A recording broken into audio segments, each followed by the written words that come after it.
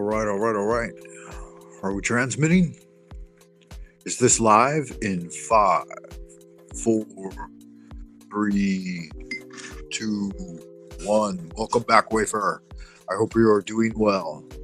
Wherever you are, whoever you are, and whenever you may be receiving this transmission, good magic.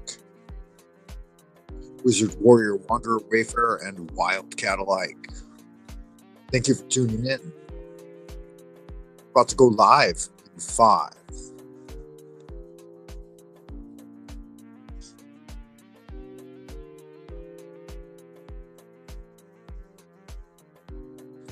This is another entry on the Live Jive archive for the 100-day challenge, Way of the Psionic Agent. I hope you're doing good magic out there, practicing everything laid out for you in the syllabus or any syllabus of your own. Whatever you're working on, just make sure you work on it 10 minutes a day for 100 days, 10 days at a time, guys. Rotate through the activities. Take a moment to find the syllabus for the 100-day challenge over at buymeacoffee.com/Frank Monday. Might want to pull something in the tip jar. You never know. Put some lead in my pencil, jelly in my donut, all that happy horse shit that makes YouTube's algorithms bark like Pavlov's dog. Once again, like Finnegan, if you've got a yen to expand your ken, then let's get zen.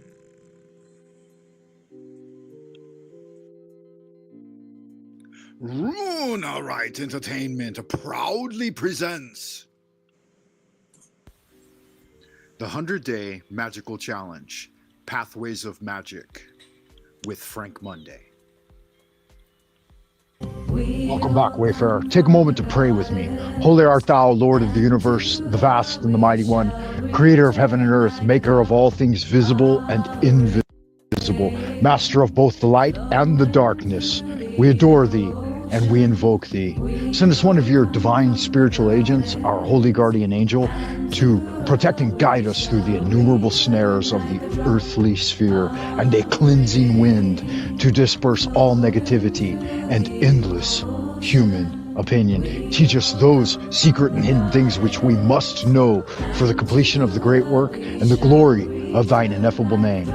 So it is commanded and confirmed. So mote it be. Amen. All right. I just thought I'd check in real quick on the 100-day challenge. I'm approaching day 10, which will end my first week. My first week was setting up an altar, so I'll show you a couple of my working altars. Let's check it out. So here's an example of a simple working altar for style. It's got an old talisman I used to carry with guangung on it. It's a keychain. It's for martial defense. And I call it my style one because I keep my tie clips here.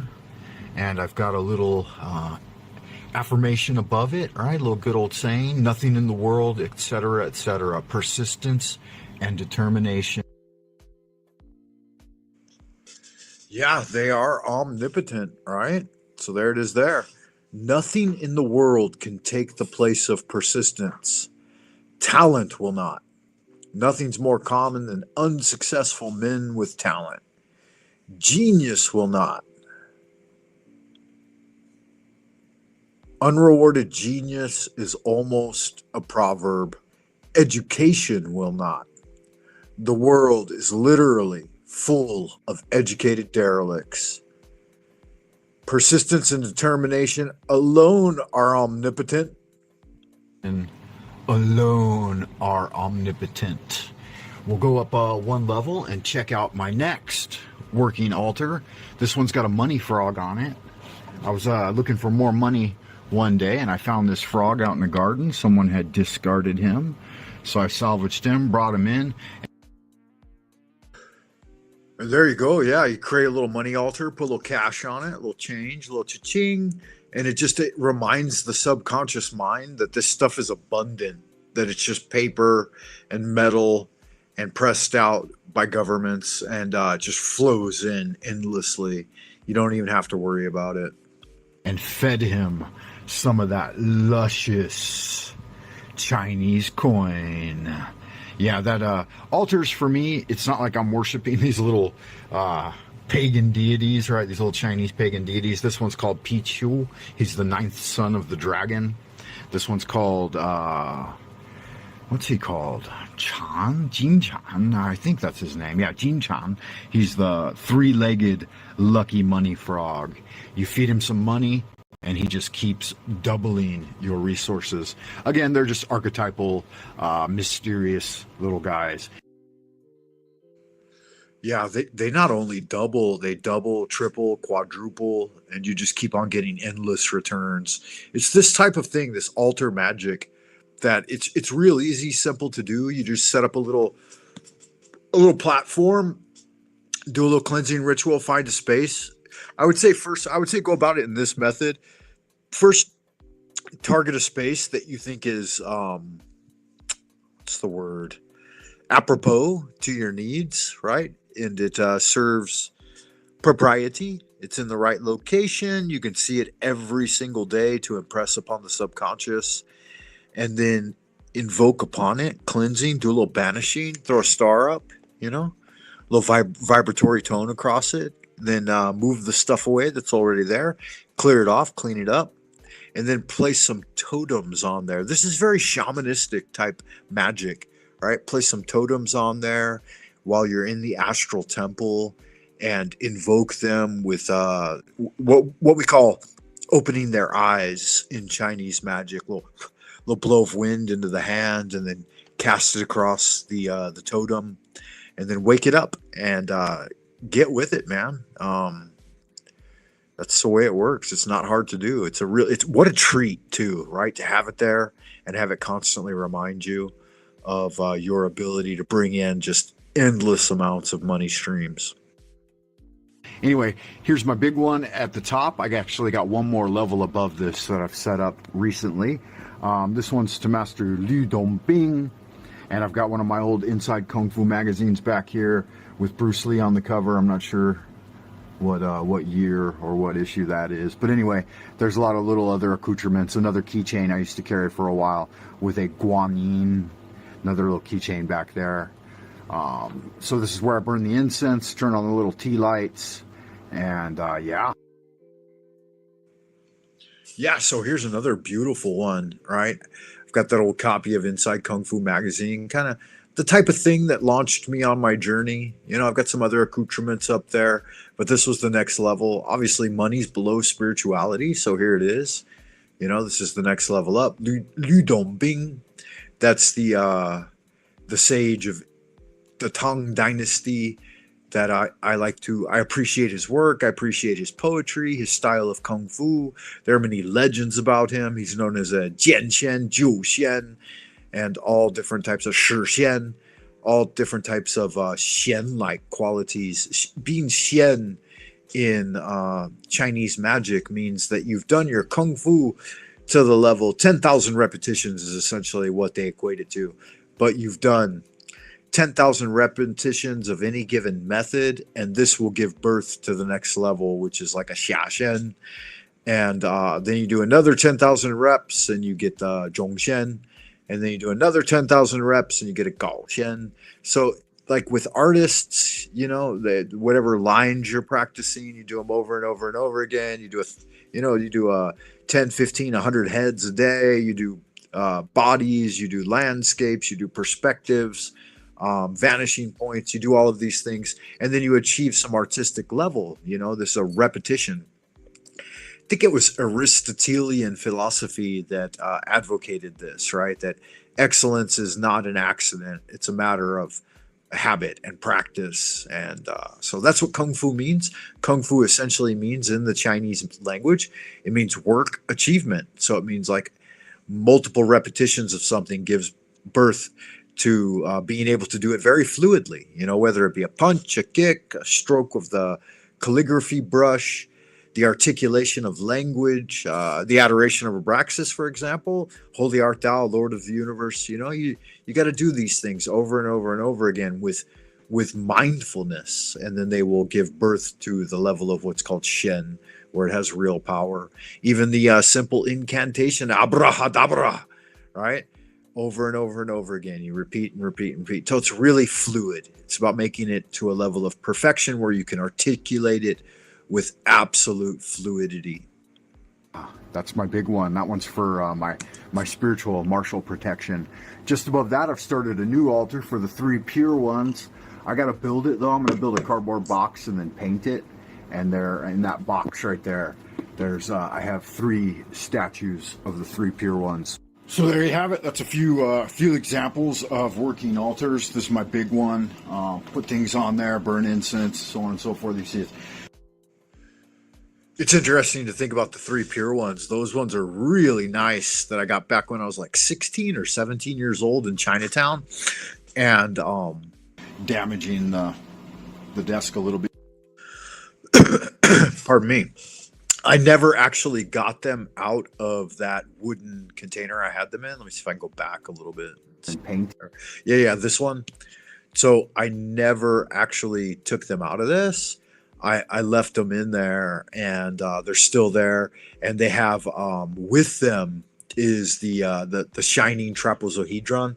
But I did end up finishing this little spirit house made of cardboard, and I painted it and I put some sigils on it and stuff. But then they had to. It's interesting because as I went about renovating the spirit house, the school announced that they had to renovate the dormitory. And so I had to give up this dormitory. They're going to put in new curtains, paint the walls, redo the pipes, all of this type of thing. And it was only supposed to take the winter vacation. But here we are in May, the 5th month, and they're saying that it'll be ready to move back in this summer because you have to let the chemicals like breathe off, like offset. I don't know, man. I'm not a construction guy, so I don't know, but I know that like the paints and all the chemicals they use with like refitting the pipes. And I think they did some wall work, like some electric work and stuff, like all of that stuff. It has poisonous chemicals. And so they just leave the windows open, and it's been done. I think they finished it in March. And so I'm just not going to move back in until next semester, which will be September.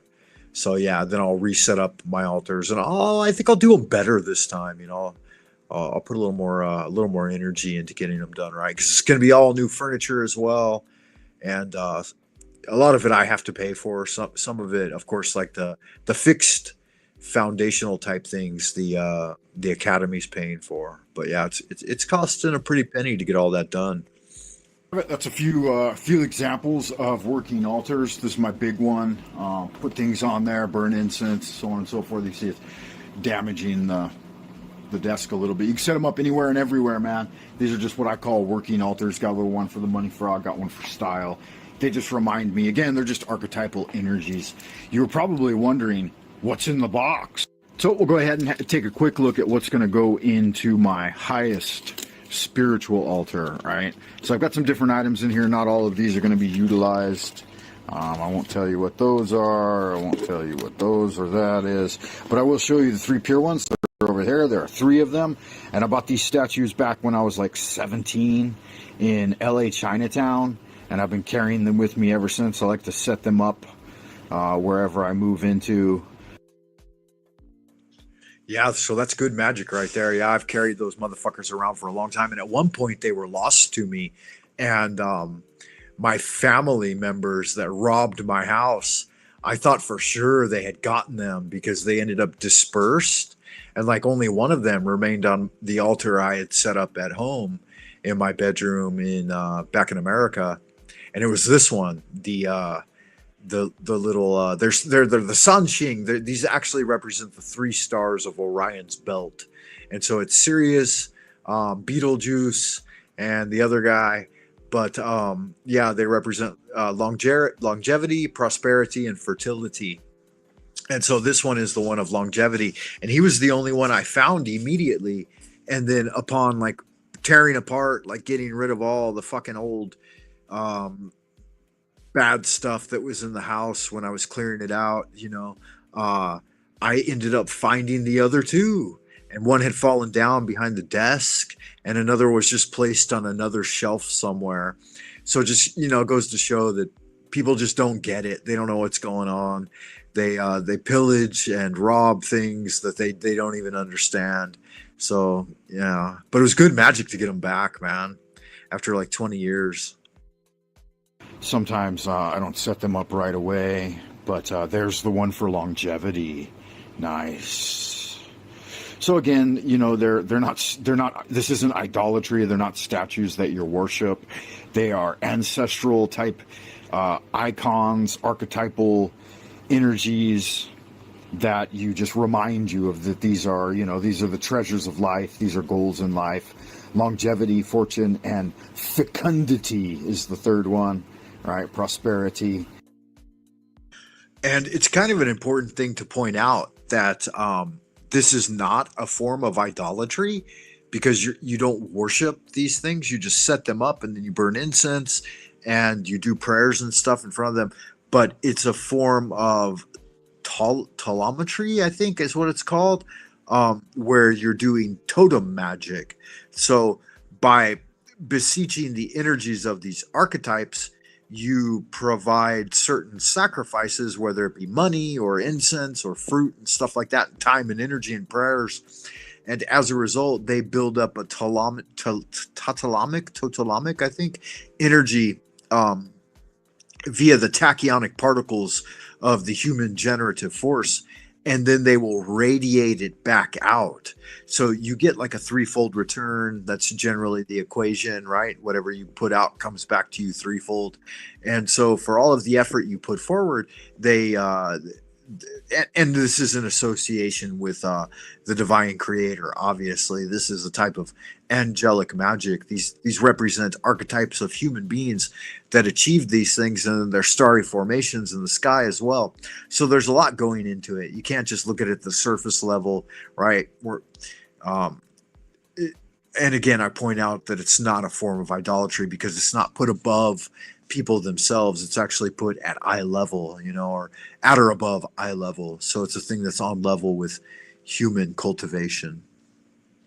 Wow, we got a visitor out there in Happy Land. Good to see you, Ricardo Sunshine, man. I hope you are doing well. Not a lot going on. It's pushing into the abodes of evening here. I thought I'd come on. It's a Tuesday. I like to try to go live on Tuesdays and Thursdays, and so I'm talking totems. These are totems here. That kind of thing. So good fun. So just to button up this video a little bit, explain why I use an altar and why I think it's useful. For me, an altar is a place where I center my spiritual energy, and I do some adorations and invocations in front of them. They help remind me each day of the higher goals that I pursue in life.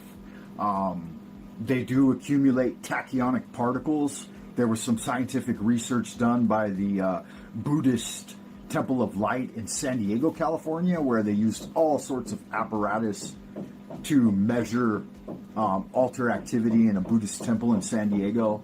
You know, vegetarian type monks hanging around and chanting constantly at their altars. And they detected that there were variations in energy levels, magnetic energies associated with the items on the altar and the monks and all of that. You can look into it. I forgot what the research was called, but I was big into that in my early 20s and finding out what was going on there when I was living in San Diego. But I guess the general theory is that whenever you're praying in front of these things and then using the image to focus on, you're emitting tachyonic particles that go in and charge up we call it opening the eyes of a statue. So they'll bless the statue, put in moonlight or whatever, maybe sunlight, whatever type of ritual you use to awaken it, and charge it with spiritual energy, and then it awakens. Then it can gather, and it can actually evoke a response. People who are low on tachyonic or whatever, the chi energy, the orgon, when they come in, they'll receive, like the statue will discharge energy to them. And people who have an abundance of it, you know, like those really high-powered, healthy living monks, they can give off an abundance and it doesn't affect their spiritual health in any way. Yeah, so that's the general idea behind this this type of practice. Some people keep spirit houses for their ancestors and for other divine ancient ascended masters, and others will keep like celestial palaces like the ones I keep for these starry energies, these so-called celestials. If you look back to even 100 years ago when the West first started investigating into Eastern culture and religions and shamanistic practices, they actually referred to the Chinese people as celestials because the way they presented themselves and the way they believed is that their ancient ancestors descended from heaven, so they were never under this evolutionary Darwinistic idea of rising up from monkeys. They're like, fuck no, man.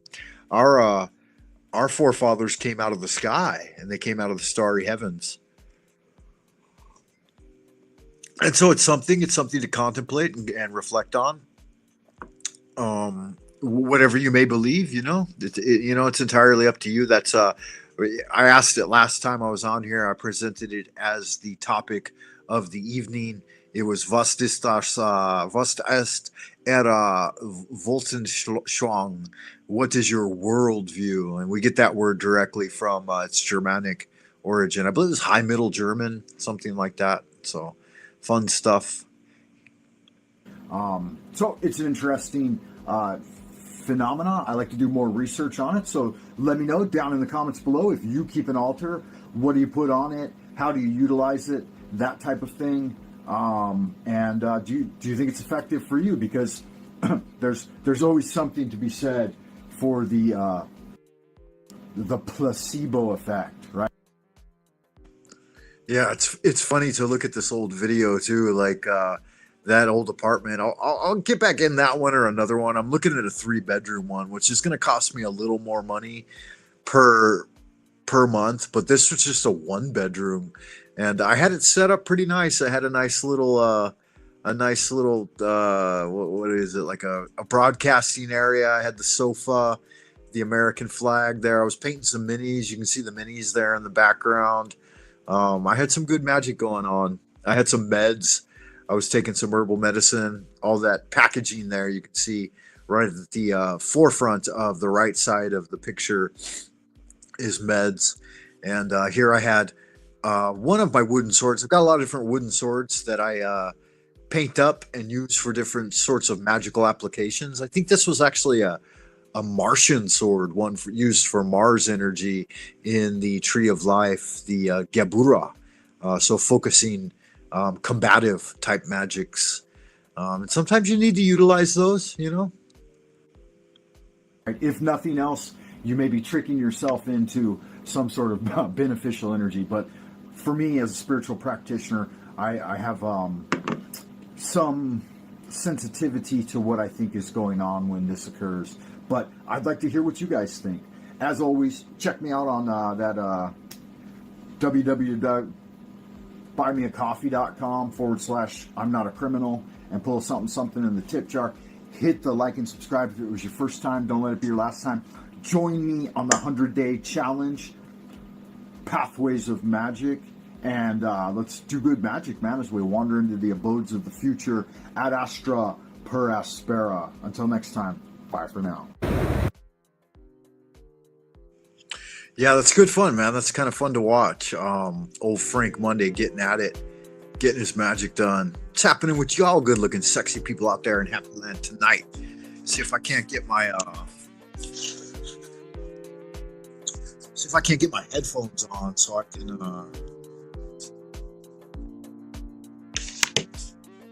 communicate with you guys outside of the sitting in front of the laptop. I don't know if this will work or not. Let's see. I'm gonna check it out right now. AirPod Pro. It says it's connected. Transparency, noise cancellation. See if I can load it up on the settings. Audio. No, it's not registering yet. Yeah, so Ricardo says that he's okay, but he's got a few issues he needs to improve on. What do you think? You wrote your name on the beach. Yeah, I did. Huh? That's nice. Let's watch it get washed away. This was in 2017, man. There was a really interesting paranormal experience that occurred when I went home in 2017. I stayed with my sister in Long Beach, and I had a very interesting paranormal encounter with a cryptid, in fact. And I utilized a method that I learned from Radio Mysterioso. I forget the name of the guy who used to do that program, but he did a program where he had a radio show where he talked about paranormal stuff. And let's see which one of these is going to fucking work. Jesus Christ. I'm trying to get these Bluetooth headphones set up. It would be much more convenient to. Yeah, there it goes. Didn't connect. Yeah, it worked. Nice. Be working now. Yeah, I hear the music.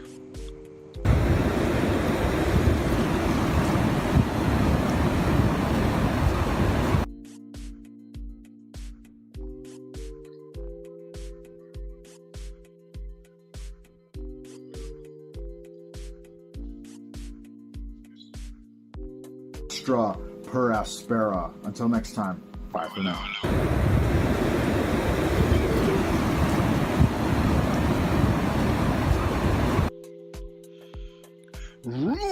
Right entertainment.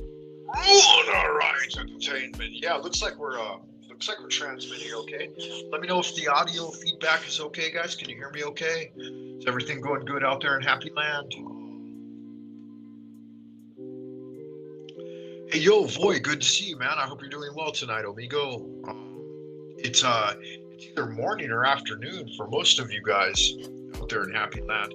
So I just covered a quick video here about setting up an altar space. What I like to call are fixed altars. They're different than working altars.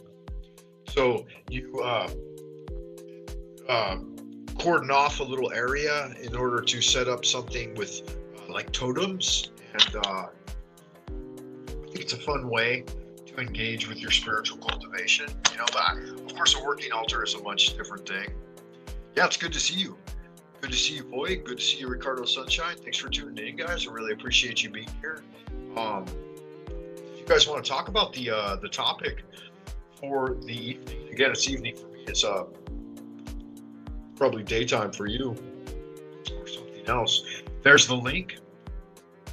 You can tune in. I've got a couple of more videos I actually want to show. So if you have time in your schedule and you are interested in chatting with Monday channel, then jump on and we can get into it.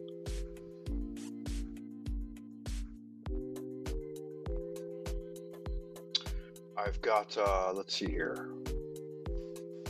Moving forward, as it were, I'm gonna cleanse the air with a little Namu Guanzuriyin Pusad, if that doesn't offend you guys too much. I'll go ahead and add it to the stage real quick. This is a chant and incantation that I learned when I was really young. Like when I first started going to the Buddhist Light Temple, back when I was probably like, I don't know, like 15, 16, 17 years old. And this was one of the ones that spoke to me the most. I'll pause it just for a second before I let it roll on in. It just says, we beseech thee, goddess of the moon, she who hears the cries of our world. So she's a goddess of compassion, and she's a divine feminine energy that brings salvation, succor, and sanctuary to beings in our world that are in deep suffering. So it's a really nice one, and I just always thought it was nice. I thought the statue of Guanyin, some of you may be familiar with it, but I thought her chants and her temple and the monks who worked there were all very, very nice and generous people, and kind and gentle. I would say that's the one thing that attracted me the most was their gentleness and patience. So yeah, here's how it goes. It's Namu Guan Shi Yin Namo Guan Shi Yin Pusa. So check it out.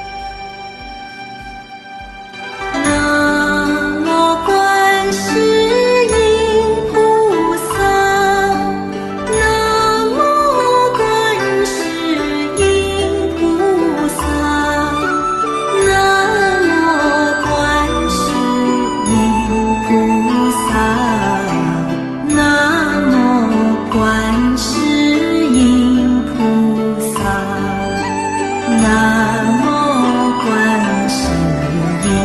菩萨啊，南无观世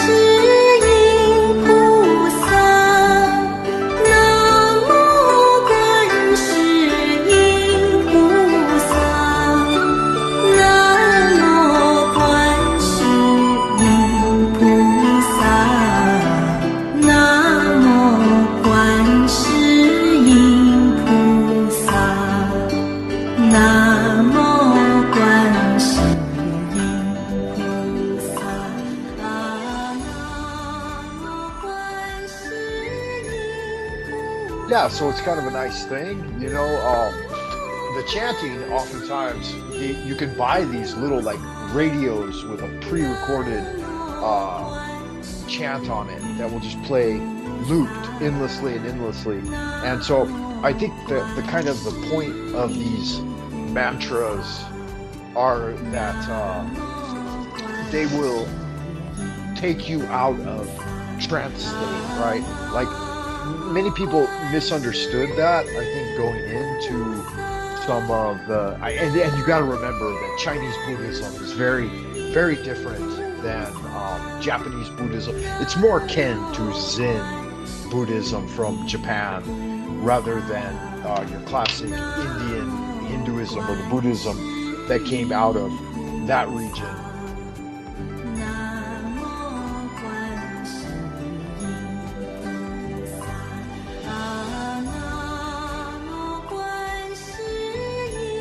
And so the way that I always learned it from the yogis and the individuals that I was able to interact with is that it's not about creating a pacified state of mind like a trance state, but rather it's the exact opposite of that. It's about becoming mindful and breaking free from trance.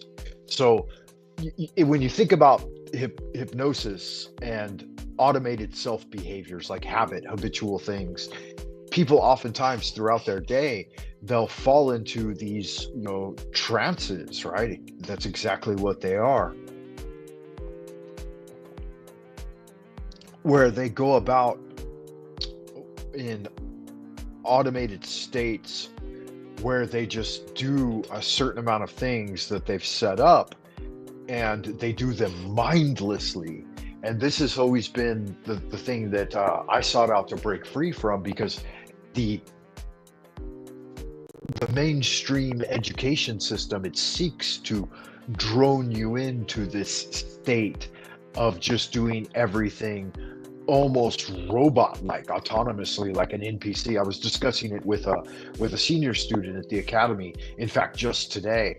And I said, sometimes when you disengage from the message and the teaching, maybe you need a break from studying or that type of thing or whatever. I said, but you really need to reflect, or it might benefit you, and you may find some life and pardon me, sorry guys, reflecting on the idea that being mindful and engaging in the flow of breath and awareness and the encoding of these new systems of information is something that can be very relevant to where you're headed in the world.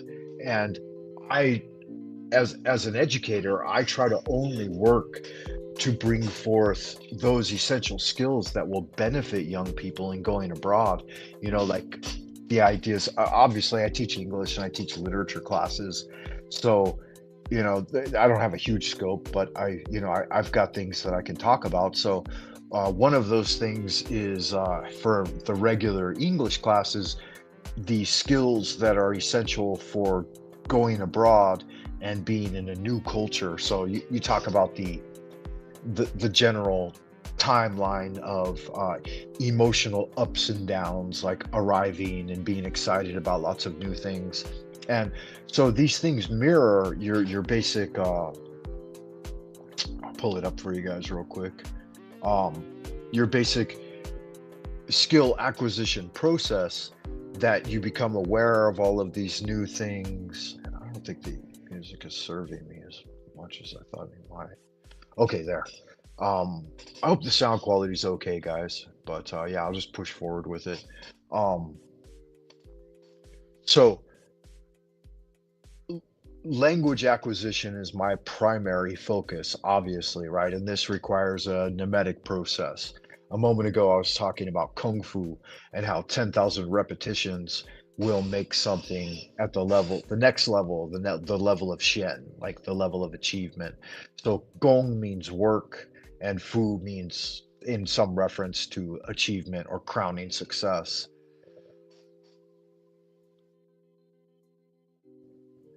So you get this idea of, in Taoism, internal alchemy, you start with a stone or a mud pill, and you ingest the dirty colored world around you as a being. And it starts out as just a little ball of mud, and you ingest this and swallow it down into your lower dantian.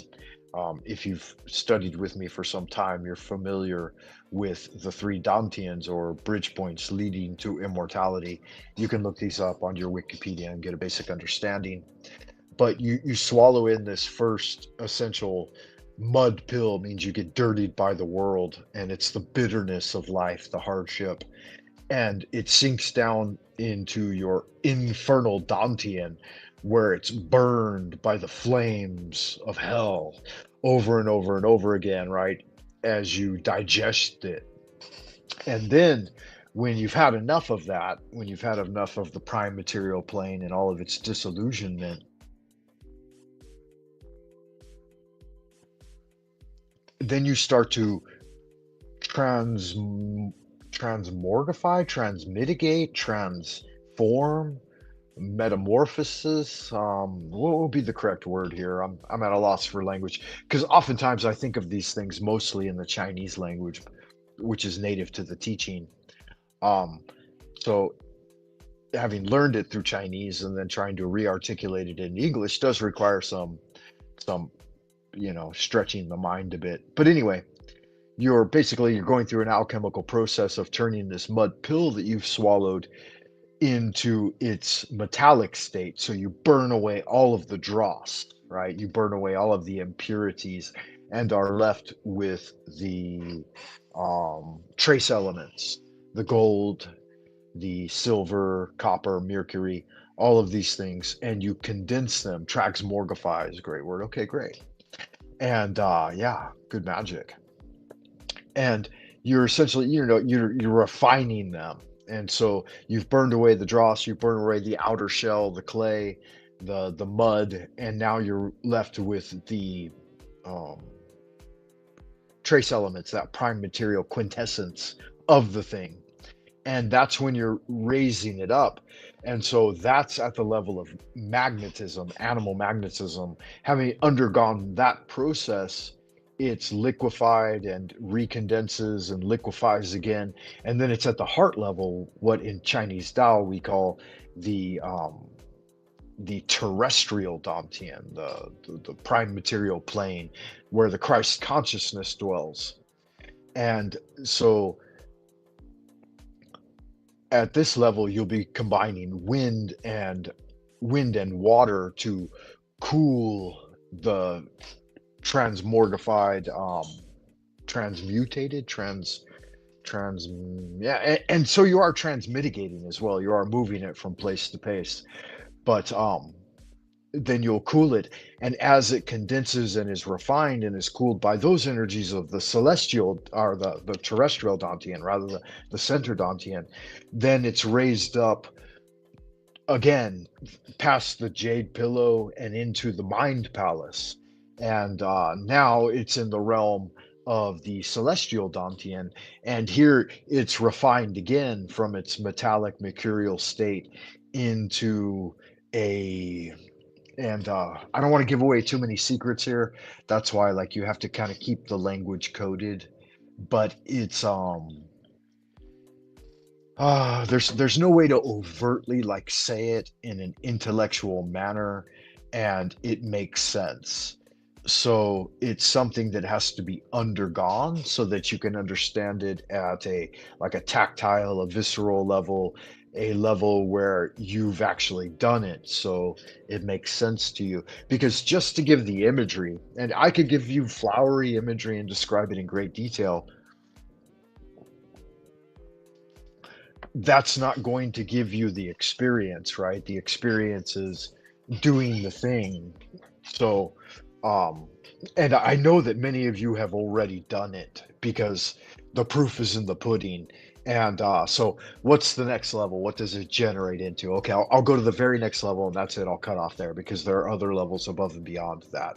So you've swallowed in this mud peel. It sank to the bottom of the infernal Dantian, right? The Klipoth. It started to rise again, to transmitigate, to transmogrify, and it's at the level of the terrestrial Dantian where you've burned away the dross and all of the impurities, and you're left with the trace elements, the metallic energies, metal, gold, silver, copper, mercury, whatever you have, you know, and it's in a mercurial state, so it's liquefied, but it's solid. It's both the wave file and the particle at the same time, right? Like they like to say in quantum physics, it's both solid and liquid. And then you raise it up into the celestial palace, the upper Dantian, where the third eye resides, and the crystal palace, and the 100 meeting point, the evacuation point of the body, and the jade pillow, and all of these other things going on, right? And once you have it in there, then it settles. It settles on the jade pillow, and it becomes, if you've ever been in a Chinese restaurant and you've seen a painting of a dragon, what the Chinese believe the dragon to look like, right? Then you can see that Kundalini energy that rises up of the spine. But what is the dragon pursuing? What is he chasing after, he or she, whatever? You know, the dragon is pursuing a sphere that is referred to as the luminous pearl.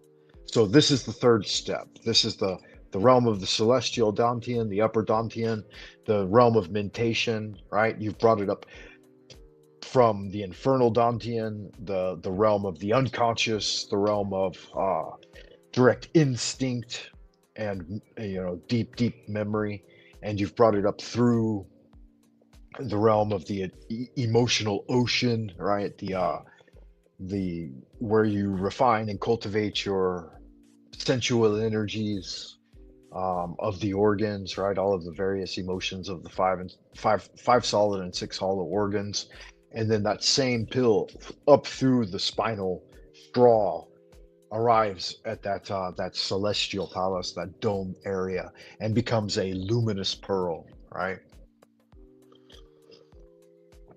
And so that's not the key to immortality. The key to immortality at that point is to distill that pearl down into its deepest quintessence. So if we look at it from like a chemical liquid point of view, you're ingesting the dirty water of the world, which goes down into the body and then is evacuated through, you know, the bottom. And so you're condensing that water and vaporizing it with the engine of breathing, the diaphragmatic breathing and the lower abdomen. And so you're heating up the body and then making that water steam. And as it rises up, it condenses at the heart center and is transmuted into blood through the heart. And all of that blood, so that you have the air and water mixing, right? All of that blood generates out into the four limbs, and then up again, the cerebral fluid rises again until it becomes something else, something very sacred in the Taoist tradition. Now, I could just overtly come out and say it, or I could give you a little joke to lighten the mood.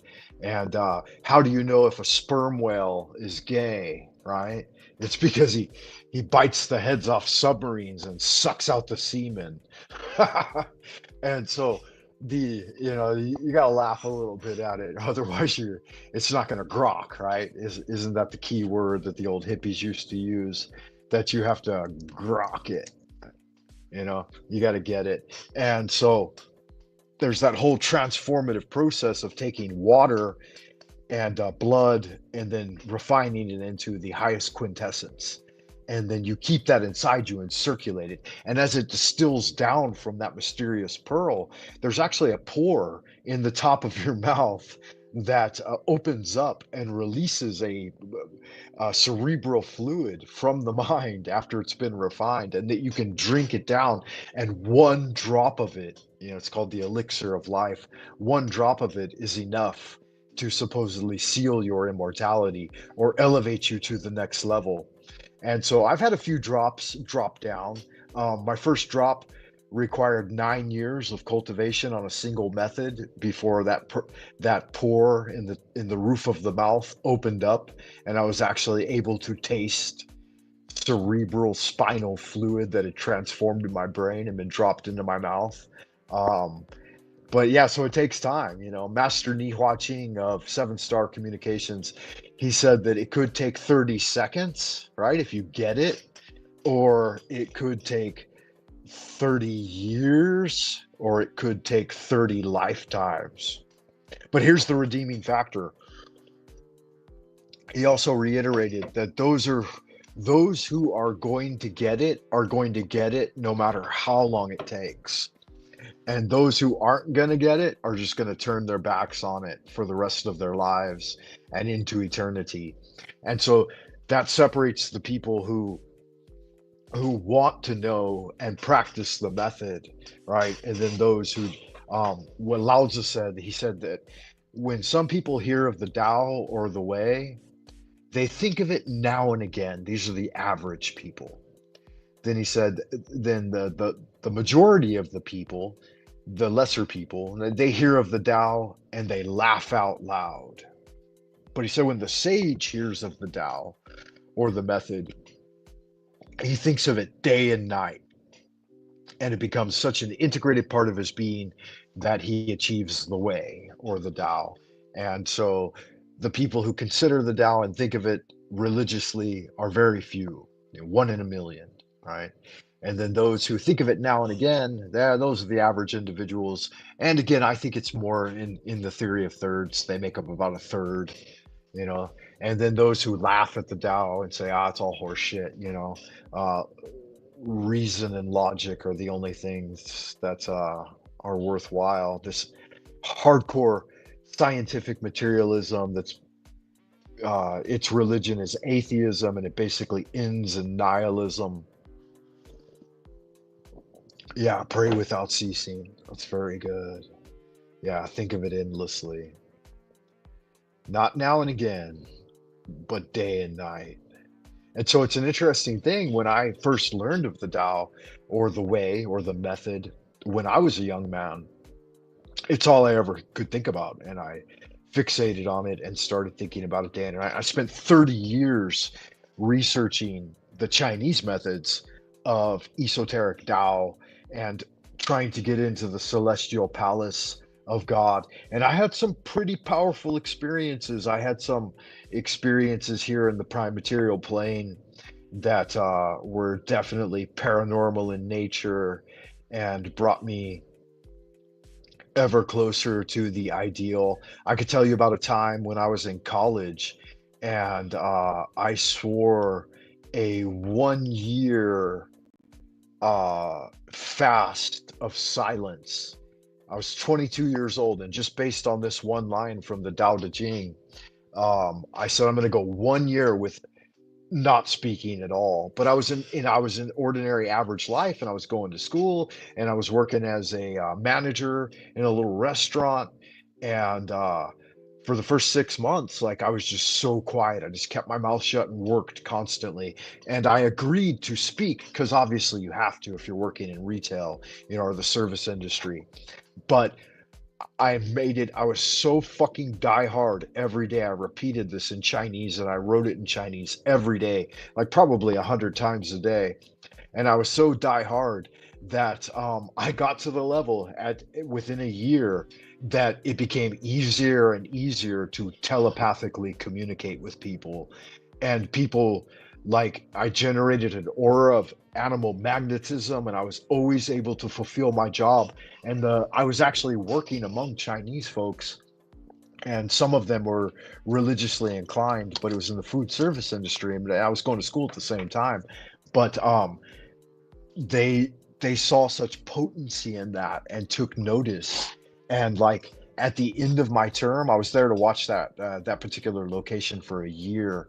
The guy who was like my direct boss or whatever, like manager, he gave me like an extra 8 grand cash just as a bonus. And he said, wow, because my time was up and I was ready to go. And I was like, yeah, this is great. I had an opportunity to work here and then do some, community college level stuff, finish off some other classes and stuff that I had lacked. And he gave me this big stack of cash and he's like, this is your bonus for all the good work you did. And I was like, wow, man, I never expected that either. Like I had no idea. I wasn't thinking about it. I wasn't interested in it. The only thing I was interested in was doing a good job and cultivating my energy and letting every single like disgruntled person or like fucking shit show in work or difficulties in study, all of it when I was in a place of not talking and having sworn off speaking any word if I didn't have to, physically, like everything became like lesson. And how do I describe this? This is kind of a hard one. I haven't told this story in a long time. I don't know. It's like everything changed. Like everything took on like a luminous quality, and any type of like ordinary human difficulty or emotional trauma was like, it just became like something you could read. Like the prime material plane became like an open book to me. And then other people's minds were like obvious. I mean, obviously people just talk all the time. You know exactly what they're up to. But even when they didn't speak, you could hear their mind and you knew their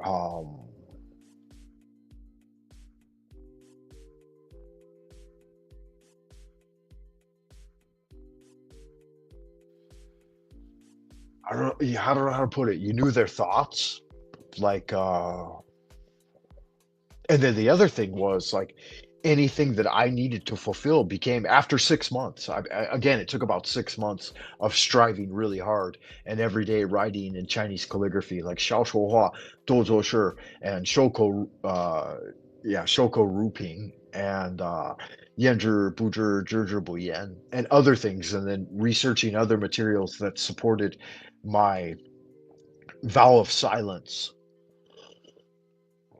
And of course, at the same time, I wasn't super serious with myself either, because I knew that living in the world and working a job and going to school, there was absolutely no way to achieve like perfect silence. You had to interact with people, but you found that the mind could be silenced completely, and general chatter throughout the day could absolutely be silenced as well. And so much energy, because I had learned in a Taoist text that you waste a lot of energy through speaking. You're constantly using the diaphragm and the chi energy, where it would much more benefit you to engage that in deep diaphragmatic breathing down into the body and pulling air in and refining your alchemical state.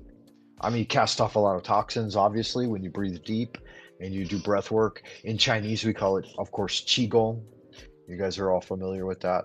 And so then after that, it was so interesting to me that one of the classes I did really poorly in, which was like a second year college course, is public speaking and the tenets of rhetoric. And it was always something that I found a little bit vile.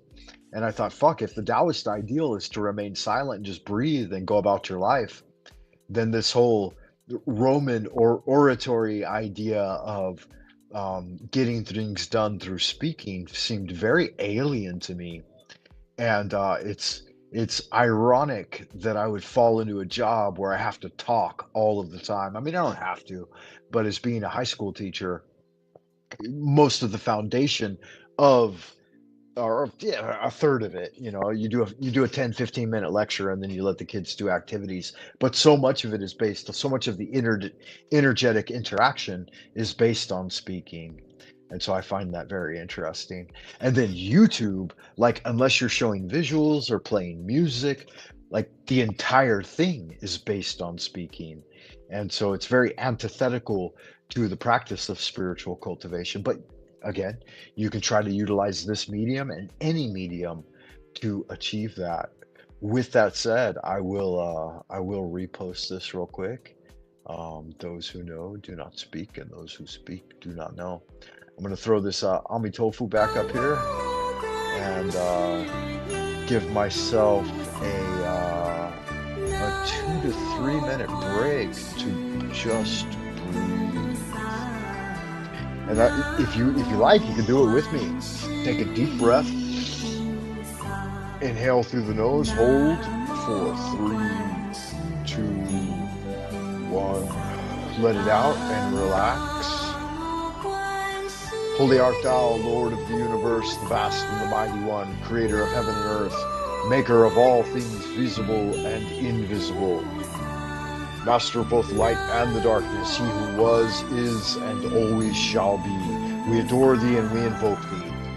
Send one of your divine spiritual agents, our holy guardian angel, to protect and guide us through the innumerable snares of the earthly sphere, and a cleansing wind to disperse all negativity and endless human opinion. Teach us those secret things which we must know for the completion of the great work and the glory of thine ineffable name, Adonai. So it is commanded and confirmed, so mote it be. Amen. Remember, O neophyte, goodness alone is power. Silence is strength. Will regaineth omnipotence, and love lieth at the foundation. Take a 2 to 3 minute break. Enjoy the music.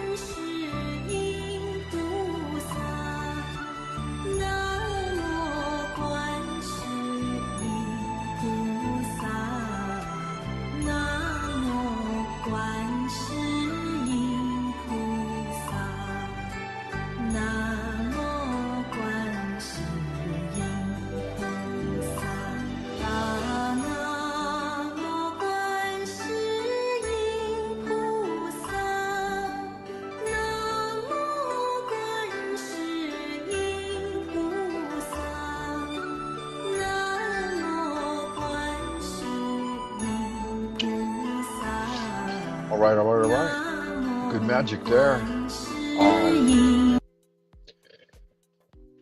I hope you guys are doing well. And yeah, so I put it out here in the chat. If any of you guys want to jump up here and chat for a little while, that'll make the show go a little longer. If not, I don't intend to hang around forever and just talk to myself. That always gets a little bit boring.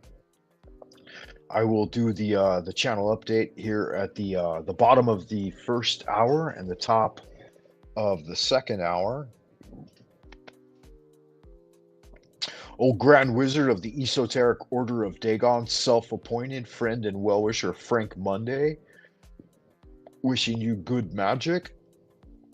We're on the 100-day challenge, Way of the Psionic Agent. This is another entry into that. If you want to learn more about it, you can find the course syllabus under my posts section on buymeacoffee.com/Frank Monday. I would remind you, Wayfarer, to hit the old like button for YouTube's algobots and keep them barking like Pavlov's dog. Yeah, that's it there. And then finally, a couple of things here. It'd be nice to reach 1,000 subs, so you could sub a friend, share a video, or secretly sub your grandma. I think that's kind of a funny one. You just grab grandma's phone or your mom's phone or whatever and pop her onto YouTube and then sub Frank Monday, but don't hit notifications. That way she doesn't know she's secretly subbed to the Frank Monday channel. Maybe she'll see me creeping by one time. You could consider a one-time coffee donation and join the Lunar Light Entertainment Discord as well. If you guys didn't know that, I do have a Discord. As always, it's open lines for paranormal encounters. Yeah, do your magic, Ricardo. Ricardo's got things to do. He sometimes tunes in, and that's always good fun. It's good magic, man. I appreciate you being here. I appreciate you stopping by. We'll get into it then.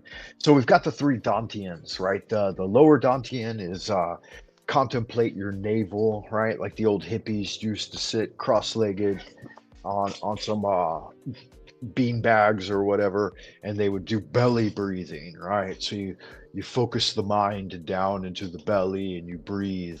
And the lower Dantian point is located about 2.5 finger widths below the navel, and then 2.5 finger widths in from the navel. So this is the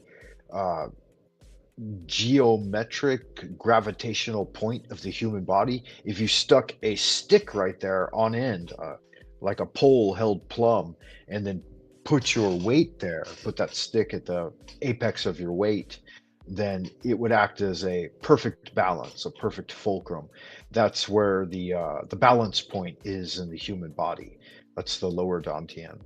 And then the next, okay, so let's talk about the lower Dantian. Method for breathing is some different recommendations. Yeah, that's good magic right there. Breathing methods act like I do believe I'm familiar with you, Wayfarer. So it's good to see you again and welcome back. I'm not familiar with that one. The one that I practiced for 9 years straight without interruption every single day. Maybe I missed one day if I got sick, but I still went through the process in my head. I basically did this one method. It's called, you might be familiar with it, May Shen. I'll try to get the old spelling. Shen Shu. Or the technique of immortal, the Ome Shen immortal. So a mountain in China, one of the 5 spiritual mountains, along with Huangshan, Huashan, Wutaishan, and Wudangshan. This technique I learned back when I was, let me see, how old?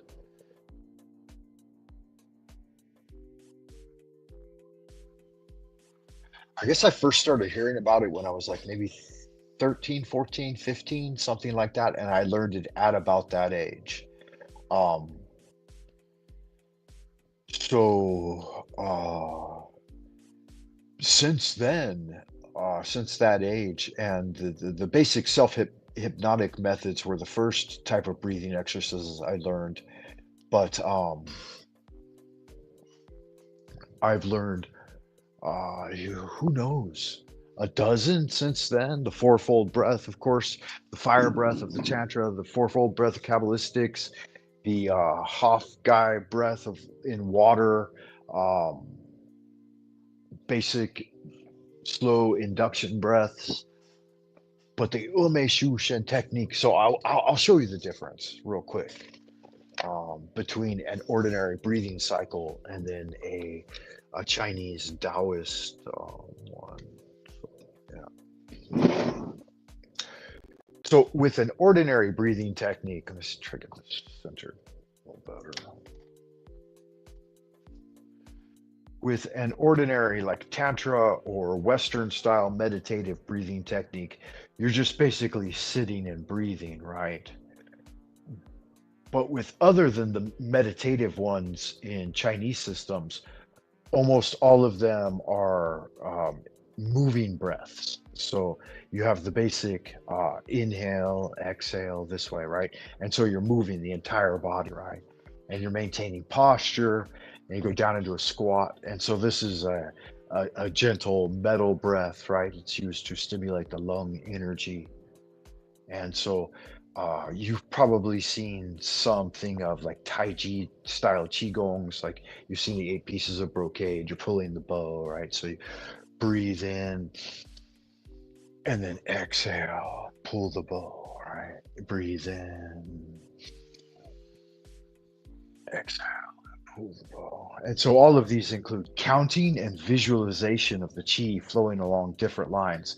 So when you do lung type actions, right, you actually invigorate the mental pathways of those meridian systems for the lung energy as you do them, so on and so forth. So very simple one: inhale, exhale, right? And then you condense the energies. You inhale, and the bird stretches its wings, right? And then the first set of the Taiji Qigong is pulling up earth energy. So you scoop down, you scoop up earth energy, and you bring it all the way up, and then you drink it in and swallow, right? And it goes down again. And then you down, pull up the earth energy, drink. So that's the mud pill. That's the first one. You do each 3 times. So down, all the way to the ground, scoop it up, bring it in, and then drink it.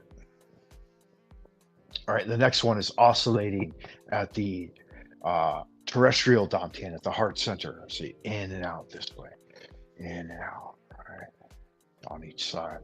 And so you've swallowed in that chi and then brought it up and start to transform it, right? Very basic action. But all of these, they have counts. So you count the number. I'm gonna go ahead and shut that camera off. But you count the number of repetitions, and you time the inhale, hold, exhale, and everything is done a little more slowly. You know, obviously I was just showing you the basic visual form of the thing, but it's always moving meditation is the one that I specialize in. It's my favorite. So Ume Shenchu, and you might be able to find some information about it. But yeah, thank you for the recommendation. I will definitely check it out. It sounds like Butiko might be Japanese. Is that correct? I've practiced. I'll tell you a little bit about my history so that you do have some reference. When I was super young, like 4, 5, 6, I grew up on Japanese style martial arts. So I did like Wataru and karate. And then as I got a little older, like maybe 10, 11, 12-year-old, but yeah, I did it every year. Every year went to martial arts classes. I did kendo and taekwondo and kempo karate. And then when I went about 12 or 13 is when my brother found a Chinese school for the first time. And so my older brother actually drugged me to it, all through martial arts. It was his inspiration that kept me motivated. And at that school, they taught Xingyi, Bagua, and Taiji. So it's 3 internal Chinese systems that are taught as like Xingyi's basic level, Bagua's intermediate, and then Taiji is taught as an advanced practice.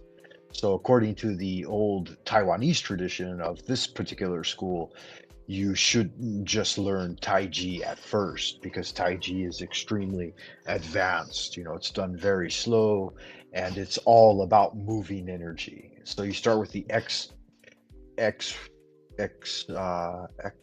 outwardly focused forms first, like Xingyi, and then Bagua starts to internalize it more, and then Taiji is like basically the level of Taiji practitioner. Like, it's not for fighting, it's more about astral travel and becoming a completely spiritualized being.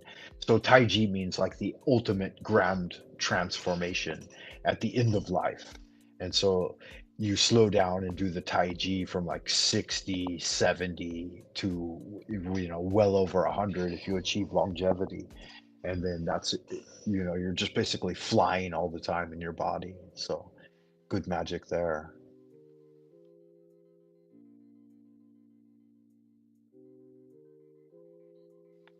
But here's the other thing too. All of these things, no matter what you practice, whether it be music or art or hard work in whatever job, driving, any of these things, they all embody the method. And so if you're practicing the method, it doesn't matter what you do, you can do anything, and you still cultivate this mud pill into a luminous pearl that, when distilled, grants you the elixir of immortality. Because once you're focused on the thing of it, it doesn't matter which practice it is, or it's bowing before statues or doing magic. I remember old Master Ni Hua Qing, he said that all of these things become fetishes ultimately. And the most grandest, most mysterious method is no method. And so it's, again, it's the method, it's learning the basic processes and the transitions of the processes from inception to growth, fruition, and then death and decay and regenerating again. So it can be applied to anything and everything, and should be applied. And it brings us back to that original idea that if you know, you know, you grok it. So here I threw up the 3 great deceptions.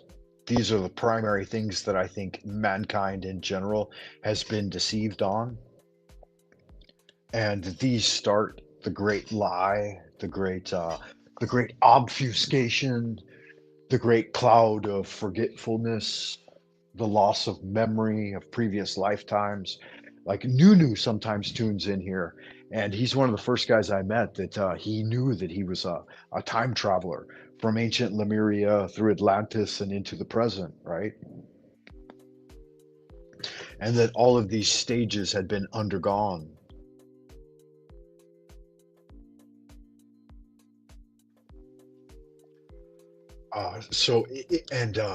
It is with each of us, right? With each breath, you go through the entire process from Big Bang to Great Contraction. The entire timeline of all of the cosmos can play out through you in a single breath. But the primary deceptions, I believe that the first deception, number 1, is the thing itself, the description, the shape and size of our realm, right? Whether it be convex, concave, sea level, linear, or any other thing, that's a form of a deception that ties in with scientific materialism, because these two, whether it be a highly spiritualized state or a highly materialized state, are both just opposite ends of the same Taiji, like all things are, right? Whether it be up or down, they're just different degrees of one frequency of movement, left or right, black or white, are differentiations and distinguishments of color and sound and all the other forms that we receive. But this occurs to humanity as we are the dragon, the lion on the yin yang symbol, and heaven is above us and earth is below us. The heavenly energies descend, and as a result, within human beings, they descend and create within the man. He receives the most of the heavenly energy, becomes the phallus, right? It goes downward into the world, the great tower of the wizard, right? The magical wand. And then the earth energies, as they rise up through humanity and create woman, they are earthly and feminine, right? The earth energy. Then their genitalia is pushed inward by the energy, right? They don't have the tower coming out. They have the great cave, the cavern, the fathomless cavern of birth. And that's it right there.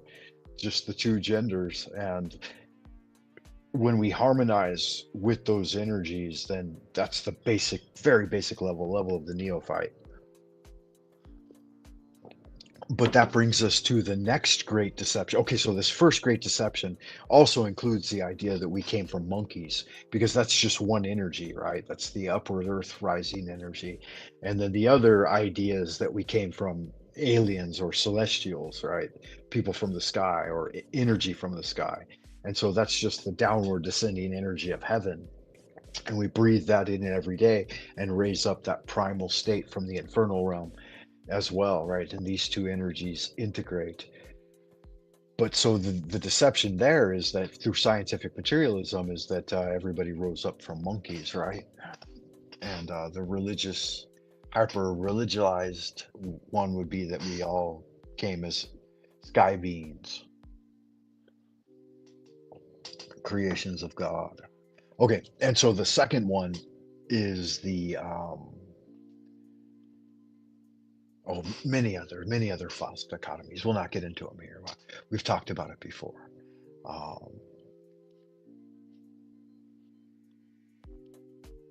We will move on to the next section here.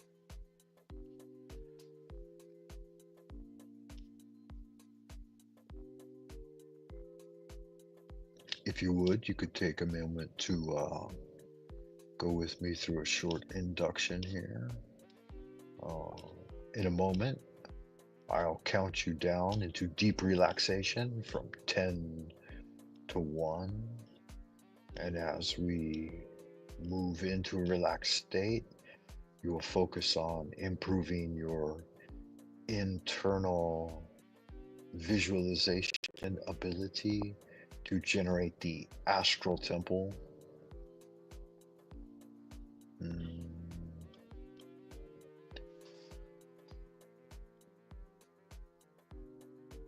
And so as we go on this journey within to enhance your ability to achieve success in any endeavor,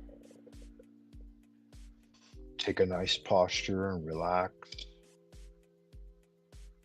upright, head lifted as if buoyed by a balloon from the top of the head, the crown point, neck curved naturally, teeth slightly clenched, tongue pushed to the roof of the palate,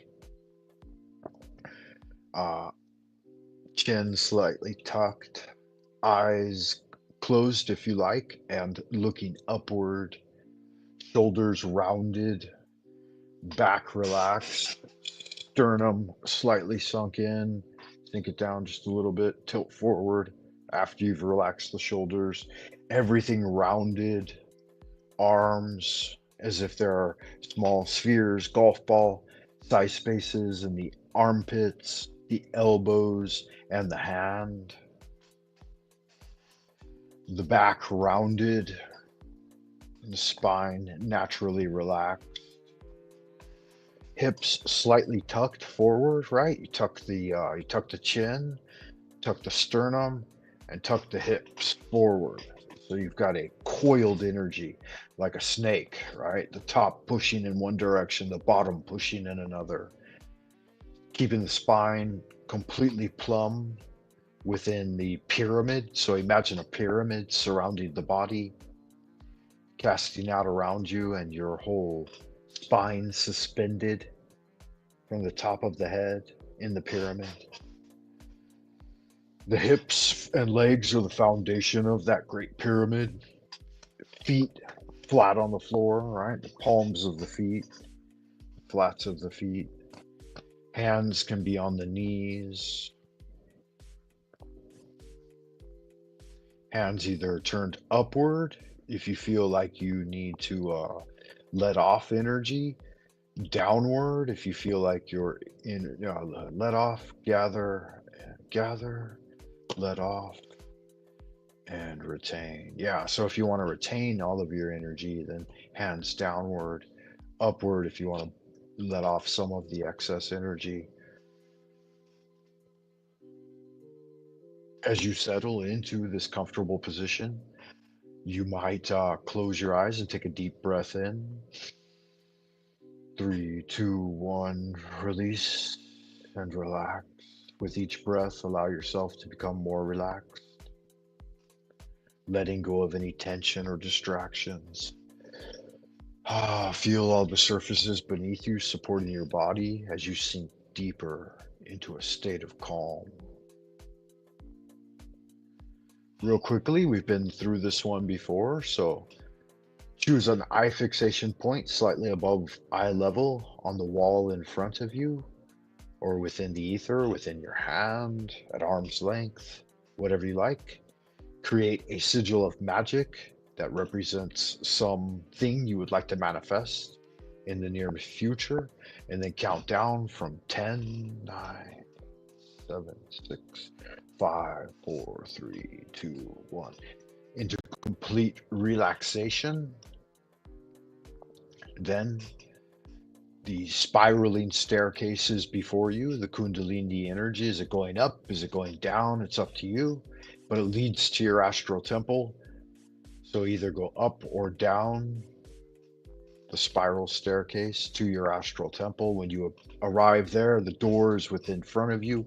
You arrive at a platform. The door is intricately carved and decorated, and it has the sigil that you thought of in the first part of the meditation. Then you open that door and go within your astral temple and do the magic with the 4 Kabbalistic elements and your double cubed altar, depending on which operation you like, whether it's a banishing pentagram, invoking hexagram, septagram, and invoke your divine God forms. And then the paucism stage is all about like the 7 types of sensual energy: emotional, tactile, kinesthetic. Walk around your astral temple, imagine the fruition of your magic, and then cease, then let go. Once your work is done, you have to step away. And as you step away, you return to the waking world, to the waking mind, and carry the power of the experience with you. And then count up from 1 to 5, beginning to feel your energy returning, awareness and surroundings. Wiggle and stretch your body a little bit, then open your eyes fully and carry the energy of your meditation with you throughout the day. So that's the basic process. In review, it's a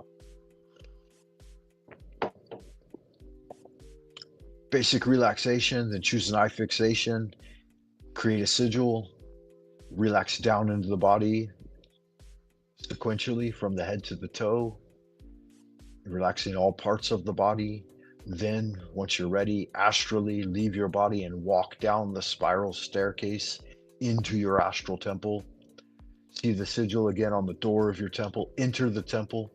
Utilize the 4 Kabbalistic elements to generate a cone of energy, manifesting things within the triangle of art, surrounded by your magical circle. And then send those things out with the decreic sensational experience, visual, tactile, auditory. Start to receive those energies as you explore your astral temple, and then return, leave, walk out, As you leave, one important thing I've heard throughout hypnotic self-induction, and I don't remember exactly where I read this or where I experienced it, or maybe I heard it from a guru or something, is when you're leaving the astral temple, you shouldn't look back. So you walk out of the temple, close the door behind you, come back up or back down the spiral staircase, and then return to the waking state, return to your physical body. So yeah, that's good magic. I like that a lot. Very nice. Hey, looks like I hit that button there.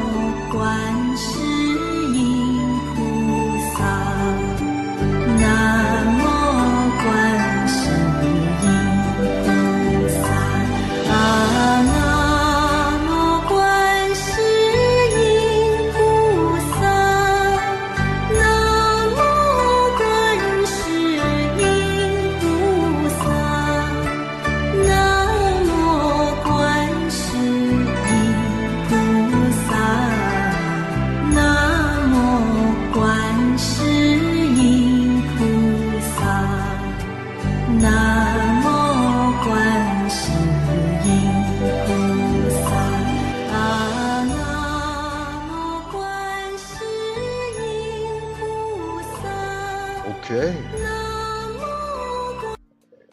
We are at the 1 hour, 30-minute mark. 3 powerful lessons to ignite immediate change in your life. Let's have a look at 3 powerful lessons to ignite immediate change in your life. Before we do that, though, treat you guys to a little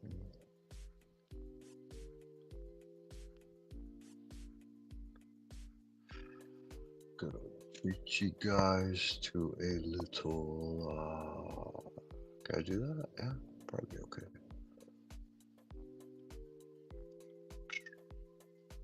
Boop.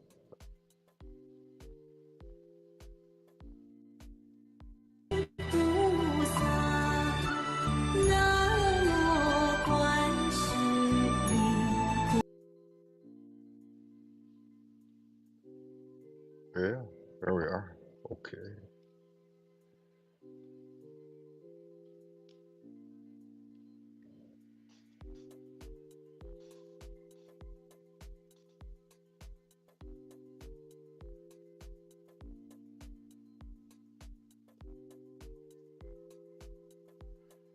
Through the Gates of the Silver Key by H.P. Lovecraft and E. Hoffman Price. In a vast room hung with strangely figured auras and carpeted with Bukhara rugs of impressive age and workmanship, 4 men were sitting around a document-strewn table. From the far corners, where odd tripods of wrought iron were now and then replenished by an incredibly aged Negro in somber livery, came the hypnotic fumes of oleobanum, while in a deep niche on one side there ticked a curious coffin-shaped clock whose dial bore baffling hieroglyphics and whose four hands did not move in consonance with any time system known on this planet. It was a singular and disturbing room, but well fitted to the business now at hand. For here in the New Orleans home of this continent's greatest mystic, mathematician, and Orientalist, there was being settled at last the estate of a scarcely great mystic scholar, author, and dreamer who had vanished from the face of the earth 4 years before. Randolph Carter, who had all his life sought to escape the tedium and limitations of waking reality and the beckoning vistas of dreams and fabled avenues of other dimensions, disappeared from the sight of man on the 7th of October, 1928, at the age of 54. His career had been a strange and lonely one, and there were those who inferred from his curious novels many episodes more bizarre than any in his recorded history. His association with Harley Warren, the South Carolina mystic who studies in the primeval Nakal language of the Himalayan priests, had led to such outrageous conclusions, had been close. Indeed, it was he who one mist-mad terrible night in an ancient graveyard had seen Warren descend into a dank and nitrous vault, never to emerge. Carter lived in Boston, but it was from the wild, haunted hills behind hoary and witch-accursed Arkham that all his forebears had come. And it was amid those ancient, cryptically brooding hills that he had ultimately vanished. Good stuff. Good magic, yeah. Alfred E. Newman, nice. I can appreciate that.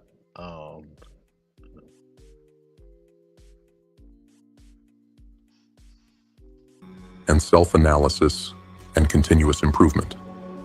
These aren't just words, they're tools for transformation. The question is, will you use them? If you're ready to embrace the grind, push past your limits, and rewrite your story, the Grimface movement is your home. To our returning family, thank you for walking this path with us. To our newcomers, welcome to the dark side of motivation, where excuses die and action thrives. Hit that subscribe button and ring the bell so you don't miss what's next. And if today's lessons hit hard, share this video. Help someone else step into their power. Remember, success doesn't wait. Neither should you. Until next time, stay relentless, stay sharp, and most importantly, stay grim. Yeah, for sure. Until next time, do good magic. All right, ad astra per aspera, carpe diem. Get shit done, man. Just do it, like Nike said. Yeah, so this is Grimface. Grimface Motivation. You guys can look him up here on YouTube. Man, this guy really knocks out a lot of content. Unbelievable amount of content. And really good too. We'll enjoy a little more of it here in a minute. Let's see, that's at the 107. I'm going to add this up here, guys, for a second. 观世音菩萨，南无观世音菩萨，南无观世音菩萨，南无观世音菩萨，南无观世音菩萨。 南无观世音菩萨，南无观世音菩萨，南无观世音菩萨。 All right. And we are back. Good to see you again. Wayfarer, Wildcat, Wanderer alike, wherever you are, and whoever you are, and whenever you may be receiving this transmission. Frank, come Monday, coming at you with another one. Live Jive archive for the 100-day challenge. Way of the Psionic Agent. Make sure you guys hit the likes and subscribe. All that fun stuff that makes them bark like a dog. buymeacoffee.com/Frank Monday. Let's see what else we've got here. Lesson 1. Humility and gratitude. Success is seductive, isn't it? The gleam of accomplishment blinds many to the truth. No one climbs to the summit alone. We are quick to glorify the lone wolf, the self-made conqueror, the hero who stood against the world. But these myths, though alluring, mask a harsher reality. The truth is this: the ladder to success is crowded with unseen hands holding it steady. Those hands are the teachers who shaped us, the rivals who pushed us harder, the allies who shared their wisdom. Wow, there's three categories of people to think about right there. Let's see it again. The ladder to success is crowded with unseen hands holding it steady. Those hands are the teachers who shaped us. First off, he says the teachers who shaped us. How many of your good young teachers can you remember? I remember one from middle school, one from junior high, one or two from high school, and maybe 1, 2, 3, 3 or 4 from college. That's just the teachers. So early youth. Yeah, definitely parents, obviously, absolutely. I don't know how you feel about your parents, Creek Mary, but I had a deep, like, I don't know, is it agape Greco-Roman type love for my folks. Like, I really appreciated my mother as the life source of all the children, and my father as the generative force of the economics and all of the material support. So yeah, very interesting thing. My dad was godlike to me, but he was for many people, not just me. So yeah, that was a big deal. He was a big mover and shaker, World War II guy. And then my mom was a homemaker, housewife, but she eventually got a secretarial job and worked through, the 60s, 70s, 80s. See, my folks were like, yeah, born in a different era, and maybe you too. Yeah, the elders. But yeah, the teachers, and then the next set is The rivals who pushed us harder. how about your rivals? People who challenged you, people you encountered in the world that really either like threatened your life in some way or really challenged your position in life. I don't know if you've ever been in a fist fight or a dangerous situation with multiple rivals, numerous combatants. I'm not a military man. I've never done any military service. My pops did a lot. I did some reserve play, some training, soldier training, but no actual service, just the training. Boy Scouts, that kind of thing. In fact, our school had its own form of Boy Scouts. They were called the Royal Rangers, and we were Lutheran Boy Scouts, so a little different. Our uniforms were all blue and white. It seems like there was a little bit of yellow in there, but it was basically blue-white. Maybe there was some yellow, like, on the tie. But I remember the hat and the uniform. We had a tie and a shirt, pants. Supposed to wear certain color shoes. And yeah, it was good fun. I did that for a number of years while playing baseball. I played Little League. My brother played Pop Warner. And he got into college ball too, but he didn't make the cut for spring training. Yeah, good stuff though.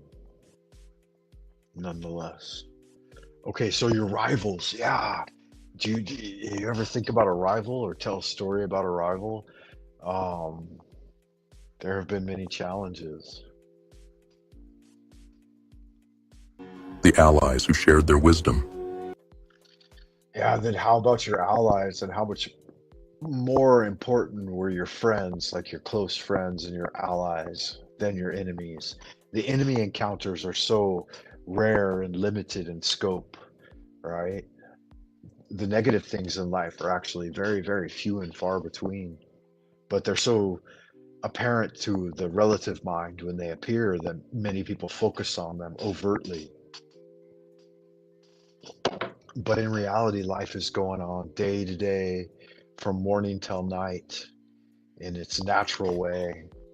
And we grow through the world just like all the plants and everything else that we watch around us, you know, coming into being, going through a process, and then leaving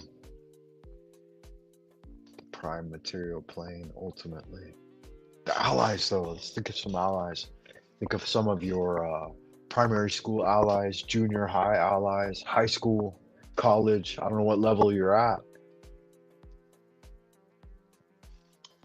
First set of career options. Met some interesting folks along the way. Second set of career options. Third, maybe fourth, or like me, I'm in my fourth, maybe fifth even. You might even consider it the fifth phase of my career. Yeah, so that's quite a bit. And all of the allies that accompanied you along the way. And even the critics who sharpened our resolve. Every mentor, every challenge, every moment of support, seen or unseen, has played a role in lifting us higher. That's what I'm doing right now, looking back. Yet how acknowledge them. All right, so we had a few categories of people there. Friends and family, obviously. Those are the very first primary influences. And then enemies, people who directly opposed you and sought to thwart you, maybe even injure you or debilitate you or took away your freedom or steal from you your treasure, right? Or even kill you. Have you ever met individuals that wanted to kill you, to take what you have, or to kill you from revenge? Right? Have you ever been attacked on the street or jumped into a gang? Robbed? Have you ever robbed another? Right? At gunpoint even. Wow, imagine that, being robbed at gunpoint. Imagine being shot at in a drive-by shooting. Has that happened to you? Have you ever seen something like that? Have you ever had someone come at you with a knife and try to kill you? Try to genuinely stab you with the knife? Have you ever seen another person get their brains bashed out with a billy club or a baseball bat or a fucking tire iron? Wow, imagine that. Have you ever seen a gang battle at the intersection? 3 or 4 gangs going at it. Mexicans, Haitians, Negroes, Cambodians. Free for all. Have you ever seen that? That was Los Angeles in the 1980s, man. That's what it was, legit. Too legit to quit, right? Okay, now let's think about allies. Have you met guys that brought you up in the world, taught you kung fu, martial arts, breathing patterns like this guy here? This is a mentor coming at us with some info, right? The Butico method. I don't know if that sounds legit, man. I don't know if I buy into that. But I could definitely teach you the Ome Shenshu technique. It's a good one. Parrots use this one. They live over 100 years on average. This is a parrot technique, man. Birds know how to do this shit. I could teach it to you guys, but I'm not going to. You guys don't appreciate that. If you did, I would teach it to you. I could teach it to you in one-to-one sessions. Yeah, so if you check me out on Buy Me a Coffee and you want a one-to-one session, a little behind the scenes, you want to learn the Ome Shenshu technique, you could definitely get that done. How often do we let humility whisper in our ear that our victories are not ours alone? Without humility, Success mutates into arrogance. Arrogance breeds isolation. And isolation, it's the slow poison that kills growth and progress. It is the silent destroyer of potential, the barrier between you and the people who could help you reach even greater heights. Humility is not weakness. It is power restrained, power refined. It is the recognition that while you may be strong, the strength of others has fortified your path. It is the realization that greatness does not come from standing above others, but from standing with them. It is the quiet strength to admit you needed help, that you are not invincible, and that your success is part of a larger, interconnected story. And what of gratitude? Gratitude is the mortar that binds relationships. It is the simple act of saying, I see you. I value you. I thank you. It is not a currency of debt. It is a currency of respect. When you express gratitude, you unlock a force greater than ambition alone. You create bonds, you inspire loyalty, and you foster an environment where growth is not just personal, but collective. Yeah, so that's what we're looking for here, right? We're looking to form bonds that are collective progress. That's why I always have the channel open to paranormal encounters. So if you've got one, if anything strange or unusual has happened to you in the by and by, you should definitely talk about it here. Yeah, you could join on the StreamYard, or you can continue to listen. There we go. Gratitude is the catalyst that turns individual achievements into shared victories. Think about it. Who helped you on your journey? Who lent their strength when yours was failing? Who was there in the shadows, supporting you while you stood in the spotlight? Yeah, that happens a lot. Standing in the spotlight is one of the most difficult things, I think. You don't want to stick your head above the crowd, right? People will throw shit at you. You don't want to stand in the crosshairs, in the spotlight of adoration. And either way, on the frequency level, right? At one level, it's praise. At the other, it's critique and blame.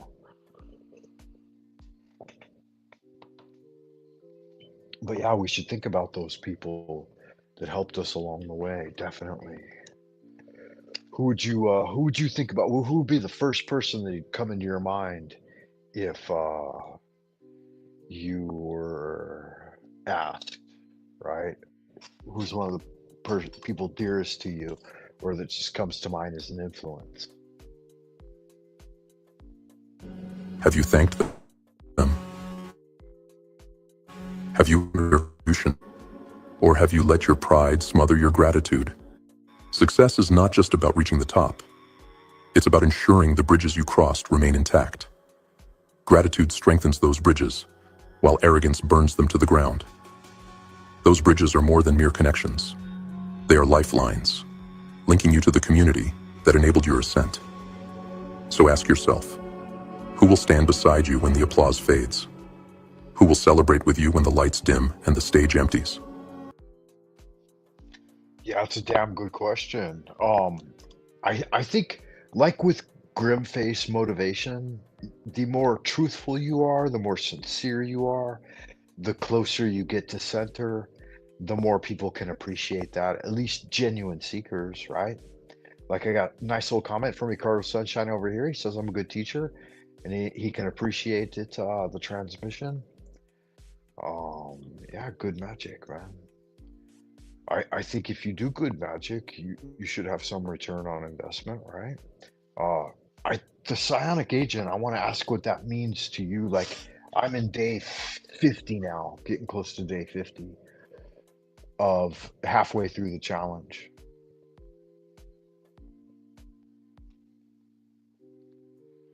And one of the things that I set out to do was the culmination to be some sort of reflection of psychokinesis or telekinesis, and that being the ultimate like upshot of it.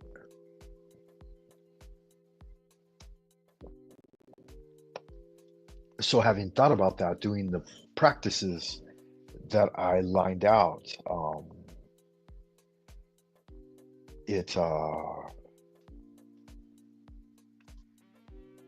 I think that the subtle, gentle manipulation of creating some actual tangible movement in the prime material plane with the physical body and the mind and the spirit in correlation. This has been something that has eluded me for over 50 years now. Right? I mean, since I was a kid, right? You try to move things with your mind. I don't know if you did, but I did. I absolutely, and try to create like thought forms and push them through the ether. And it's something I worked on religiously, probably over the last, I don't know, 20 years I've been here in China. And since I was practicing Kung Fu even as a kid, like that's always been something that I thought if it's achievable, that will show the genuine separation of like the completely materialized and the absolutely ephemeral, right? The totally spiritual or dispersed energy. And in that time, I don't think I've ever genuinely experienced it in that capacity as that like that as a power of spirit.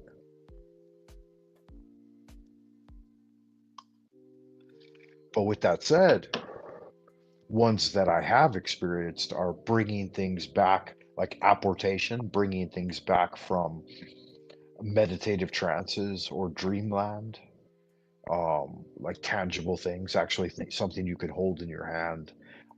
I'll tell you of one. I don't want to tell it. I've already told it on my channel, and it's a spiritual story that you should have to find it. But you could find it in Prometheus Rising. I recommended this book last time we spoke. Prometheus Rising by Dr. Bob.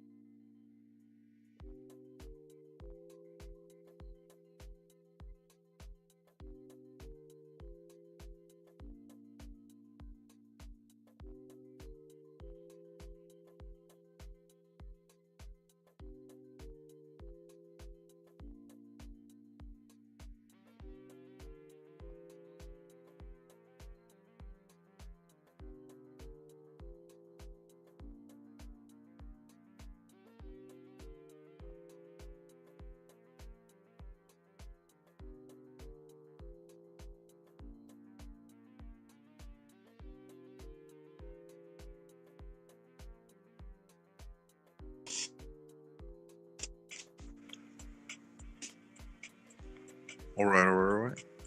Sorry about that, guys. Got disconnected. Let's see what's going on here. Mm, not sure if the audio is coming in through, but let me check this out.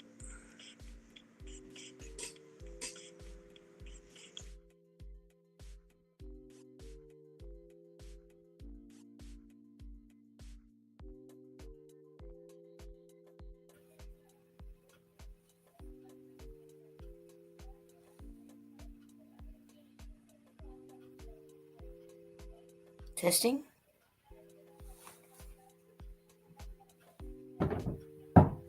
Hello. Welcome, Creek Mary. How you doing? Oh, I'm fine. Hold on, let me turn something off. Okay.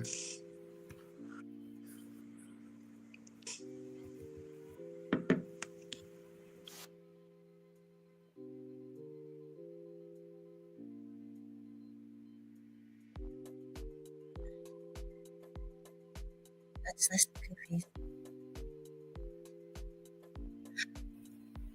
I have paranormal stories. Do you? Nice. Mm-hmm. No, my stories are true. Yeah, sorry, I got disconnected from the internet, and so I was trying to reset things. I'm working behind the scenes here a second. Give me a second.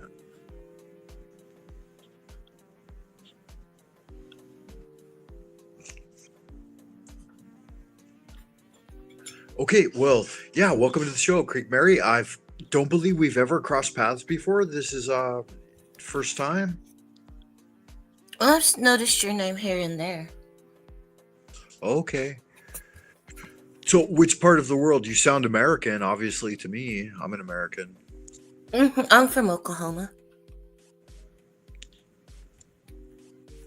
I'm an Indian woman. Feather, not dot.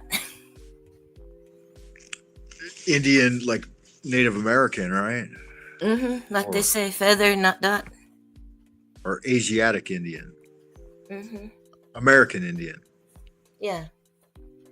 Okay. What we usually call a featherhead, right? Mm-hmm. Like they say around here, feather, not dot, Indian. Yeah, I've never been to Oklahoma. Where on the map of the United States is that located? What borders Above Oklahoma? Texas. Texas. We're above Texas. Directly above the Panhandle, or No, above the whole state of Texas. above Texas? Okay. And what's on your left and your right on the map? Missouri, Idaho, Arkansas is Arkansas. to the east, and I believe it's New Mexico to the west. Okay, good. Arkansas, yeah, they've got good whiskey. Yeah, so how about your ethnicity, your ancestry? Are your people, you said Indian, entirely Indian? Any of the colonial type people, that Irish, German, Scandinavian? Yeah, it's mixed. White, black, Indian. It's mixed. And what type of Indian? I have a sister and a grandma who both have a lot of Indian in them, because of like whatever reason. But my grandmother was Cherokee, like not my grandmother, but my maternal, I don't know, my sister's grandmother. Anyway, she's like a half my mom and then half my dad. No, just from my mom's side. But not the same father. Anyway, she's Blackfoot, but her great grandmother was Cherokee. So I'm curious as to what tribe you hail from. I'm Creek and Seminole. Okay. And white. And those the ones that were native to your area? No, we had the Trail of Tears. We were in the coast around Georgia and Alabama. Then we got moved. Okay, very good. Yeah, Trail of Tears was big in Tennessee. I learned quite a bit about it there. Is that where it began? That area, right? Most of those tribes were pushed through that area, the Tennessee Valley, and then sent west into the Dakotas. Some of them were there. We just got pushed to Indian territory. Okay. It became Oklahoma. Yeah, we had a lot of reservations in California. When I was really young, I thought that I was an Indian. I thought I was born of the slain Indian spirits that they had. Because if you come over and you kill a bunch of people, then all of the spirits of their children and they will go into your children. And they'll actually be able to enjoy, according to Taoist theology, they'll be able to enjoy the spoils of the conqueror. So, like, imagine, the Romans drive into an area and then kill all of the people. All of their children are actually those spirits that they killed. So they enjoy all of the rewards anyway. I don't know. It's one way to look at it. So I can remember going to powwows and enjoying the peace pipe and using other shamanistic elements. But so, have you crossed the threshold into the realm of the dead? Have you died before that you consider to be true death? Not really, not that I know of. Okay, so what kind of paranormal experiences have you encountered? Well, spirits, apparition. Like, well, I told a story lately because I started telling, they call them Honka stories. That's what Honka means, is boogeyman. Anyway. Okay. I remembered one that I told lately. At church, when I first started going to church, I was enthusiastic. And we weren't going to have church on Christmas Sunday. So I thought, that's wrong. So it's a little church. It's always open. So I just went in. I said, we're going to have church today. It's Christmas Sunday. So Mom went with me and Dad drove. And while we were there, just sung scripture and a prayer just to have a service.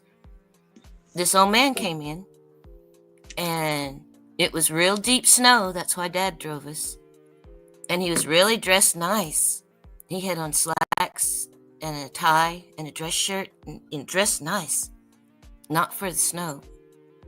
And he came in and said that he had been going up and down trying to find a church that was open today on Christmas Sunday.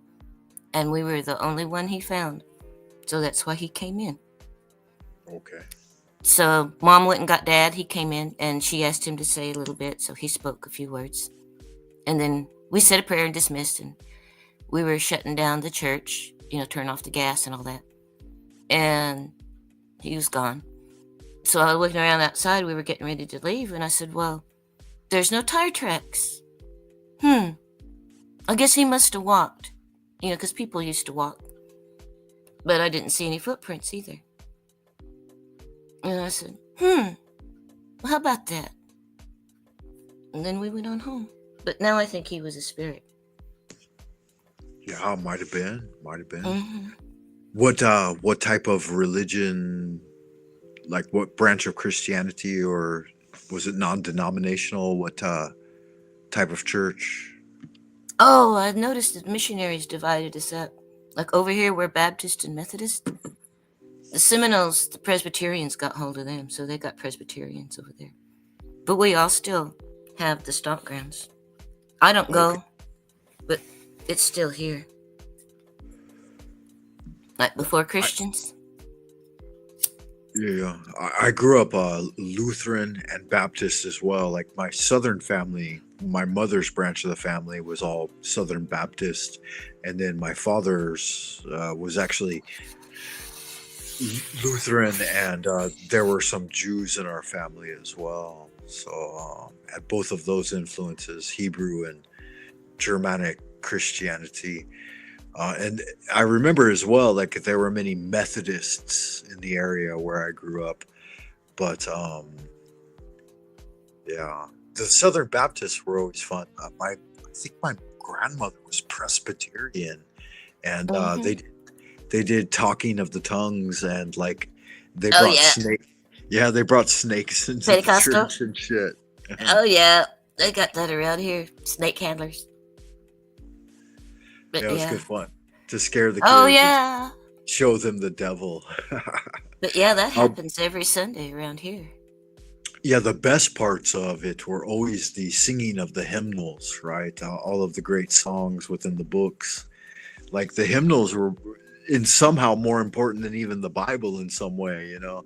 Like obviously you read the scripture, but the singing part was a big part of it. I remember for Southern Baptists, like Hmm. that's one way they really, really praise the Lord. Well, we still have, well, after I got through with them, we still have the Creek hymns because our, I finally noticed and figured it out because I started going to white church. And we're different than white church. And a lot of our stuff comes from the ceremonial grounds. A lot of the way that we look at things and talk about things and do things are still pre-Christian, the way that I was taught. Okay. Yeah, it's So good. that's different. Yeah, it's good. I experienced a lot of shamanistic traditions and read Yeah. quite a bit from Carlos Castaneda, anthropologist who's involved in the shamanistic tradition. But Yeah, I know that name. yeah, he's a good one. Hey, look, Foy's Oi! here. Welcome, greetings. Hi. We're gonna get all metaphysical. I heard so. Yeah, I thought I'd join. But we have medicine men. They do magic for real. I got another story about influences and love and so forth. Okay, yeah, do tell. Okay, like, well, when I was married, my husband worked for Seminole Nation, and there was a woman there, the chief secretary, and that was her job to do medicine. And he was finding malfeasance. He was an accountant. So one night, a woman, I was asleep on the couch in the living room, and a woman just opened the door and walked in the house and sat down in the chair in the living room. My little son was asleep behind me. He was a little boy then. And just looked around. And I thought it was a home invasion or something. I didn't know, so I just laid there. And she looked at me and saw that I was awake. And this is what they can do. They'll put you to sleep. So she looked at me like real hard, and I went to sleep. So the next morning, I told my husband, I told him what happened, and I described her. He said, that's, oh God, what was her name? Anyway, chief secretaries. And I said, well, then you better be careful because she was here in the house. And we went to Nation Days, and I saw a woman. I said, that woman that we saw, I said, look just like her. He said, that's the chief secretary. I said, then she was in the house. So later on, we had trouble. We had a real bad divorce. It got real bad. And he got in a nursing home. And I started taking care of him because I figured that I didn't know a lot of technique for magic and medicine. And the only thing that I could think of to counteract something as negative as what she must have done was love. Positivity, right? Positivity. Yeah. So I made it my mission. I got rid of all of the negative feelings, all the stuff that caused the divorce. I worked really hard to turn that around and take care of him and love him again. And to me, that was the only way I could think of to fight negativity is love. Yeah, or just acceptance. You know, first when somebody's very negative to another person, first there's gonna be resistance, you know, and then there should be a phase of acceptance, right? And then beyond that, there can be anything or nothing. And but the best remedy for it is love, you know, instant. Mm-hmm. Yeah. And to me, that's part of the self-sacrifice, like people talk about, you know, giving up meat for Lent and that kind of thing. Mm-hmm. But I saw this in my mom and my grandmother. They were like women leaders in the church. You have to sacrifice that kind of hate too, and the satisfaction that it gives you. Because you can get a lot of satisfaction out of hitting somebody back and hurting other people back. But you have to let that go and give that up, just like you give up Lent or cigarettes. Yeah, but that's good advice. That's solid, good advice. But that's Mhm. easy. That comes more natural to women than it comes to men, because men are just no. I just still want to hit the guy in his fucking head, and then Mhm. it can be over, Then it feels better. Then but it actually does. It does work. It does work for men. It does work that way. But I'm not gonna. Well, yeah, you're certain energetic charge, right? And the man's general purpose from its yang chi point of view, right? The sun energy always expanding outward, and we have these tadpoles wriggling about, and they fight Mhm. in numerous numbers in order to be brought into the world, right? What do you got? 300 to 500,000 battling it out to try to get to the center of the luminous pearl, Mhm. so that May he the can be best man win.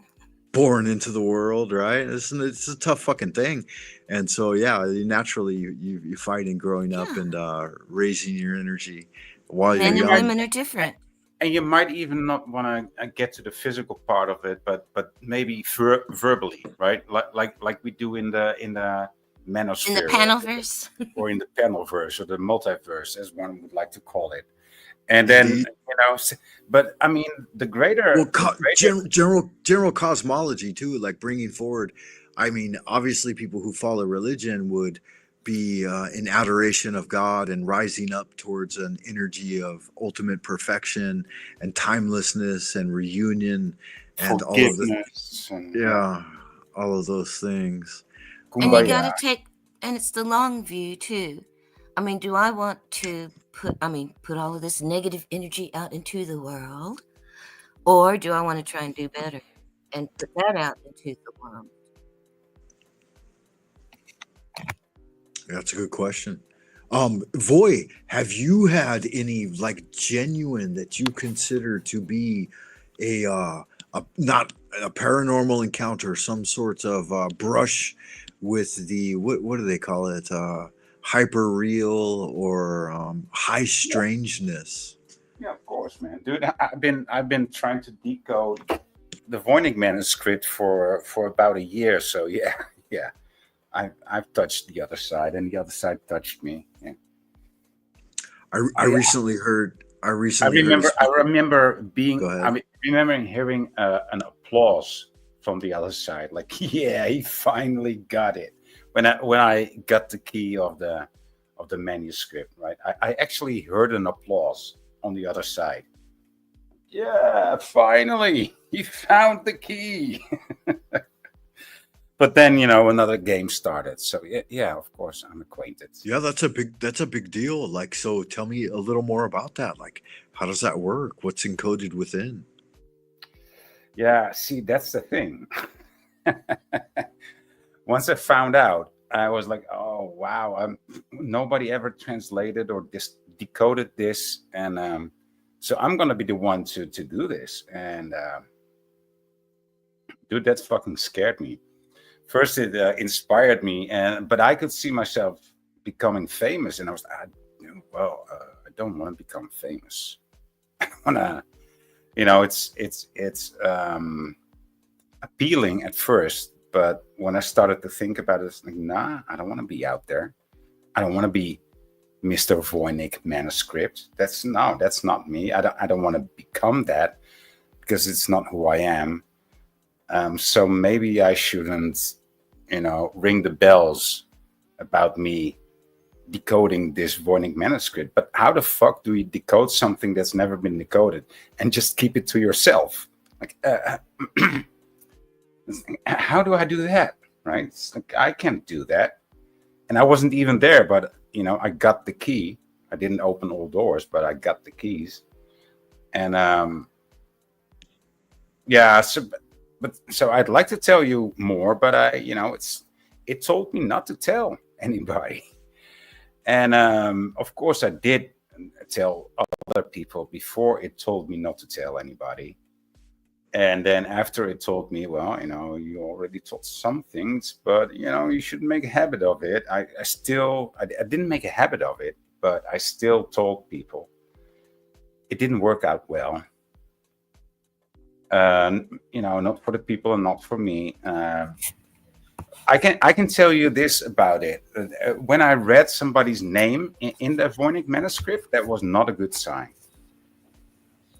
And if somebody, if a person or a character in my life was described without naming the name, that was okay, you know. And then there were exceptions to those rules. But yeah, I mean, what can I tell about such an experience? You know, it would only sound like madness to most other people. Right. Yeah, I agree. And especially since it told me, well, you know, it's just for you. And Yeah. it also told me, if you want to show people how it works, you know, it will all disappear just like, and you know, it will all mean nothing anymore. So, Oh. Well, and there, I can see that happening. You know, I mean, the Mandela effect is a thing. Things that are on paper can just poof change into something else, right? Or it doesn't. Not even the whole thing needs to change. Just a few letters is enough to get rid of the essence, right? And so, yeah. You have to be wary of that. Definitely. That's why Yeah. certain things within like the Taoist tradition, we constantly memorize them and put them into memory and write them through calligraphy and recant them into the world and into people. And I know some Christian folks do this too, like they recite proverbs and sayings and things that bring people back to center. One set of interesting things I'll tell you is that after everyone who has died in my family that I knew, their ghost has come back to visit me in Dreamland and in waking states. Every single one, from the earliest one. My earliest one was my eldest brother. He was 19 years old, and I was like maybe 7, 8, something like that. And he was murdered on his motorcycle. He was stopped at a red light and hit by a drunk driver that was in like a Chevy 150 or something, or whatever, you know, F-150, or that's a Ford. But anyway, he was hit by a truck, and it cast him across the realm, and it broke every bone in his body but his left arm. And he came back to visit me, and he was like red eyes, and yeah, I remember the whole thing. But anyway, later on, I rode a motorcycle that my father told me not to ride, and I broke my left arm. And so the entire series of events, like where he was murdered and I saw him, and he spoke to me many times, like in the realms beyond after he died. And so he's the first. But then there was my grandmother on my maternal grandmother, and then an elder half sister, and then my father, mother, and brother, and each one of them like came back and visited and showed and taught me things of interest. Let's see. So what's the upshot? When I was very, very young, my maternal grandmother, she had a house in the countryside, and she saw ghosts there quite often.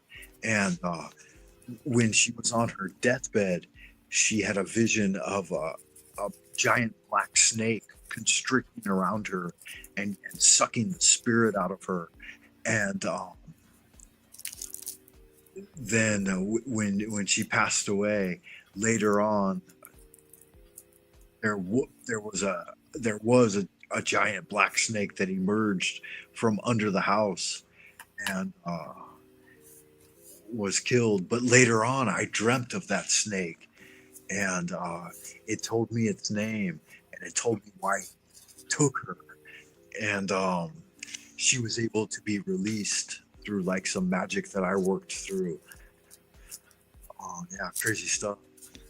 But like when I think about the Voynich manuscript and the experience of paranormal spirits, so they in and out throughout our reality, and the actual luminous nature.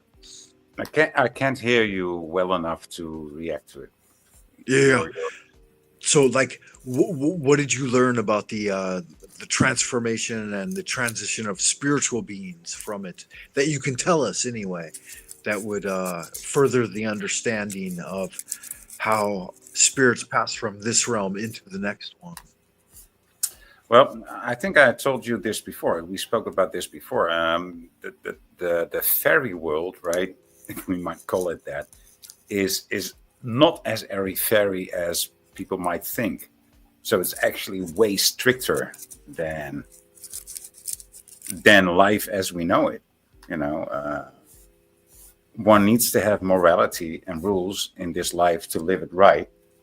But in the next realm, it's even tighter. It's even stricter. That's what I've learned. It's one of the main things that stuck with me. Maybe you can't hide it over there. Right? Yeah. That's part of it. Yeah, and you can pull back much less into this realm where you can articulate it and bring it into like common parlance. Mm-hmm. Yeah, and you know, this world is way vaguer, and the other world, or the world beyond this, that's just one phase, right? I think there's several phases behind that. But yeah, so that's the would main you, thing that I expect from it. Yeah. And like in the Taoist Chinese system, it's pretty straightforward. Like we have this physical life, and then we power up, you know, by the grace of God, and then arrive at an angelic type form, and then from this form we can transition into an even more like greater form on the level of lower demiurges and demigods, so that we're even closer to the celestial kingdom, right? The timeless homeland. And then ultimately the reunion is you're at the you would be the oscillating energy, for example, by sci-fi space fantasy, right? You would be the double black hole at the center of the cosmos, and all of this the swirl of the Milky Way would just be your arms and legs, you know, generating out around you. And from this perspective, that all occurs from beginning to end in a single breath. So as soon as you start to inhale, you're enlivening the universe, and as you exhale, it hits its decline, right? So every single moment, every breath is a ticking of this ancient coffin-shaped grandfather clock in the hallway with 4 alien hands that tell off multi-dimensional time. And here's the upshot that I think I got from it, that at the end of the universe, like in the Hitchhiker's Guide to the Galaxy, there's a great, you know, biomechanical supercomputer that we ultimately create, and it simulates the entire thing backwards through memory. And again, all of that occurs within a single breath. This is one of the latest books that I bought, since you mentioned Hitchhiker's Guide to the Galaxy. Yeah, the Babel fish. Got a Babel fish in your ear. Yeah, we've got it. I've got a couple sitting on my desk right now. Nice. Yeah, you need several of those, right, in China. You know. Ford Prefect. Yeah, definitely. So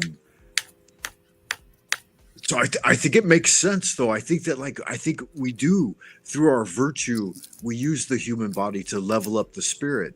And then at the transition point of death or leaving this dimension, so here's the basic equation that they say. If you're a bad guy and you do shit work throughout life and you're a shit person, then at the moment of death, you are shot. You're shit out the fucking lower extremities of the body into a hungry ghost, which is basically like a parasitical spiritual entity that roams around or above the level of death and trying to suck off loosh until you sink back into oblivion. But if you're a good guy and you power up, then when you, at the moment of death, you become a super luminous, spiritualized, etheric being that can travel astrally and continue to gather energy for an even longer time than your physical life. It sounds better than retiring, you know. Well, yeah, you retire into the body of light and start trying to figure out where the kingdom of heaven is, the timeless homeland. but that lasts much longer than your physical incarnation. And for people who die young, they come back quickly. So what do you guys think about this type of cosmology, this type of worldview? Like, do you value your soul? Do you think you actually exchange part of it for worldly affairs? And are you No. leveling up? I mean, Yeah, obviously. I think I did. I think I have a very experienced soul that has been, through this realm for many a times, and I chose this life, and that's also why I chose not to become famous, because I've been famous so often already. Yeah. And would you say this session is leveling you up? That you're nah, this. Oh, you mean this session in life? No, in life, no. this lifetime, No, this is rather a leveling down. Like no. from birth to death. Really? Yeah. That's not great. Oh, fuck, man. I've definitely leveled down for the things that my forefathers created, but for myself, I've absolutely leveled up the entire time. Maybe there was something you needed to learn. Yeah, but you traveled the world, right? And you made a career in another country. I mean, that's of course that is leveling up, right? And I didn't do that, so nah. I think I was just here to be here, instead of wanting to be something or someone. Yeah, you've cultivated some skills though, and some experience. I mean, I think ultimately it all levels you up, no matter what you do. You know, it doesn't matter your path. Yeah. And what about you, Creek Mary?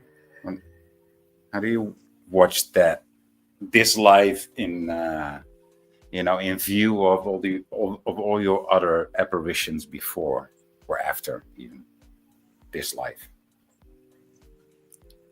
Oh, goodness.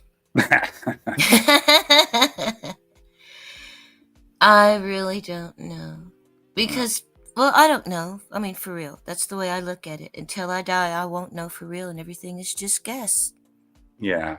And intuition and feeling, and so many people discount intuition and feeling. It's got to be something you can hold and measure. Well, it can be. Like, I could tell you 3 real quick. Like, my daughter's birth, I foresaw during my wife's pregnancy. The first few early weeks, spoke to my daughter before she was born. Knew she was a girl. She told me her name. I named it her. My father returned to me and showed me where he hid 2 of his gold teeth so that the coroner wouldn't get them after his death. One was like 2 months later. One was like 6 months later. And he returned. That's pretty specific, right? Yeah. And my father also returned 2 weeks before my mother died and told me that she was already dead and that he took her spirit away. And yeah, I knew. And then she died 2 weeks later. Yeah. So the spirit world is real, man. Oh, God, When my brother, after he got murdered on his motorcycle and he returned, he told me things that were prophetic as well. Like these, I don't know if a lot of people that have had these types of experiences, but for me, at least, these are genuine spiritual experiences that show me beyond doubt that the spirit realm is real. Yeah, I've got a lot of stories. As others as well, like. Yeah, but especially the dead. And Rudolf Steiner, the great Austrian anthroposophy, he started a synthesis of theosophy and spiritualism in the early 1900s, right? He said he wrote a pamphlet called "The Dead Are Among Us," and he said that the dead continue to live with us and speak to us while we sleep. And in the early moments when we wake in the morning, they will talk to us. And yeah, I've definitely genuinely experienced this. Is that why I'm so angry when I wake up? You fight with your ghosts? Don't do that. Coming back, like my cousins, they thought their mother was mad at them because she didn't come to visit them after she died for a long time. Uh-huh. Because it was so natural. That's what happens. Yeah. But they thought that she was mad, but she finally did come to see them.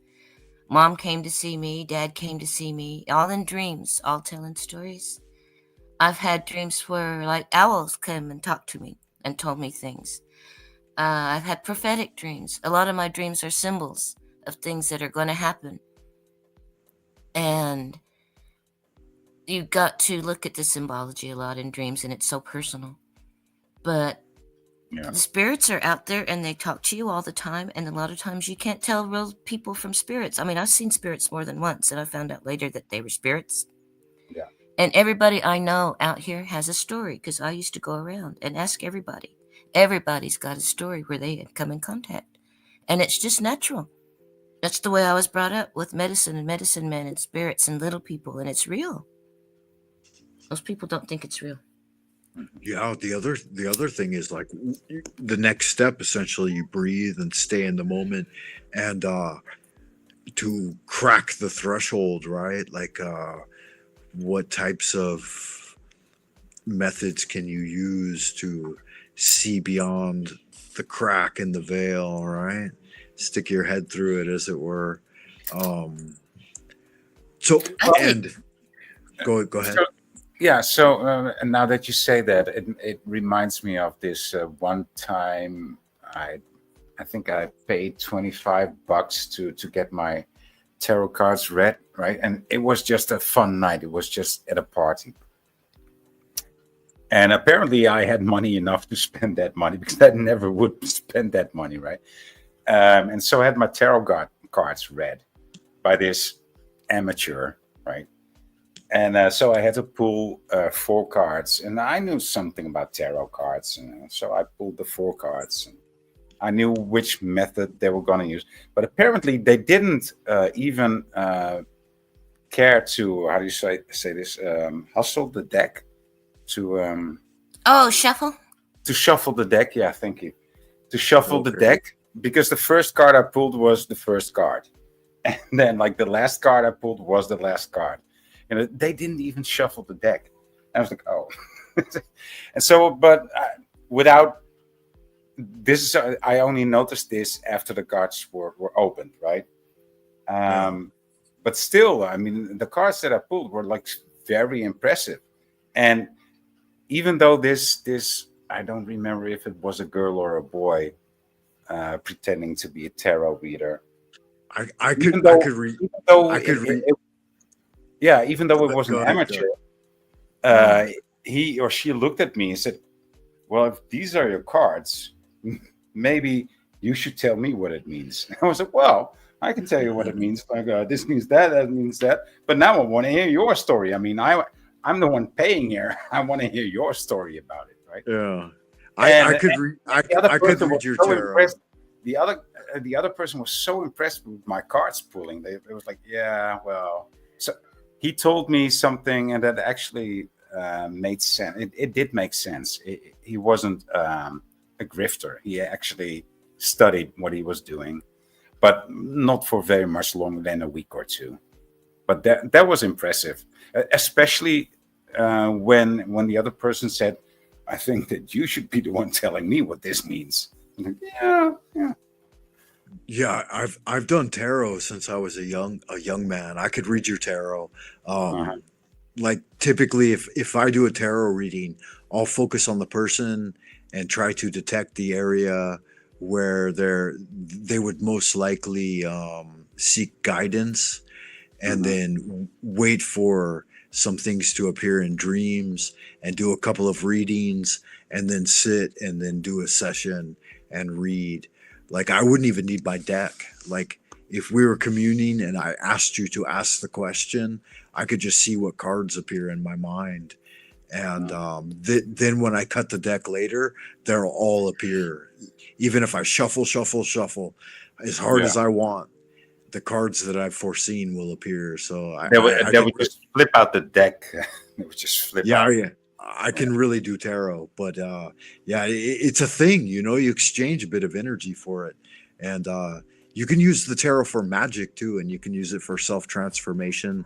But like if you want to do a spell and you do your banishing ritual, and then you set the cards that represent the people, and the elements you want around them up on the altar, and then you invoke it and then use, magic words to make it appear, and then, put it all away and disperse the circle. And it all appears in the triangle of art. Yeah. That's medicine.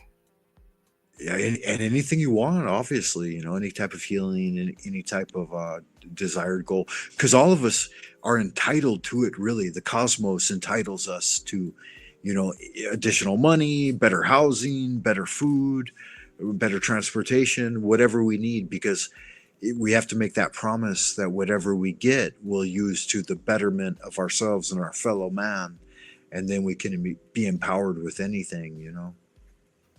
Well, I think it depends too on your certain level that you can handle.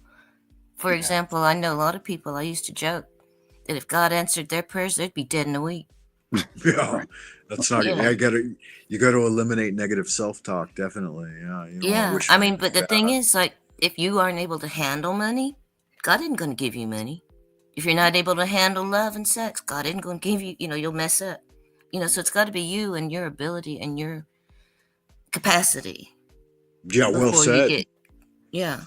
No matter where you go, there you are. And that's the thing I think a lot of people have trouble with, is they think that death, or there'll be some moving on to the next stage, but there's not. You're always who you are, and that's all you can be. You can just It's going to be be you. just the same, right? Yeah. So I think it's a blessing to not have some prayers answered, because, like I said, some people, they'd be dead in a week if they got what they wanted. Yeah. Well, And it might turn, turn you too. Right. It might turn you. When I started to think about becoming rich, I was like, wow, I want to buy a house, abroad. Mm-hmm. But then I was thinking about, well, how are you going to handle all these talk shows, and how are you going to handle people recognizing you on the street? And, I've been thinking about that before. I don't want that. I don't desire that at all, not even slightly. I wouldn't even want to be known by a pseudonym, right? No, just no, just a hard no. Okay, just no. I'm not going to be rich. I don't want to be famous. No, please, no. Mm-hmm. I couldn't handle that. I couldn't. Well, like my brother, I've talked about him before. He has been bad, and he's been going to church, and he's been changing, and even moving up, changing on the inside for real. Mm-hmm. To the point where when their preacher left lately, they've asked him to speak, and that's good because he needs it.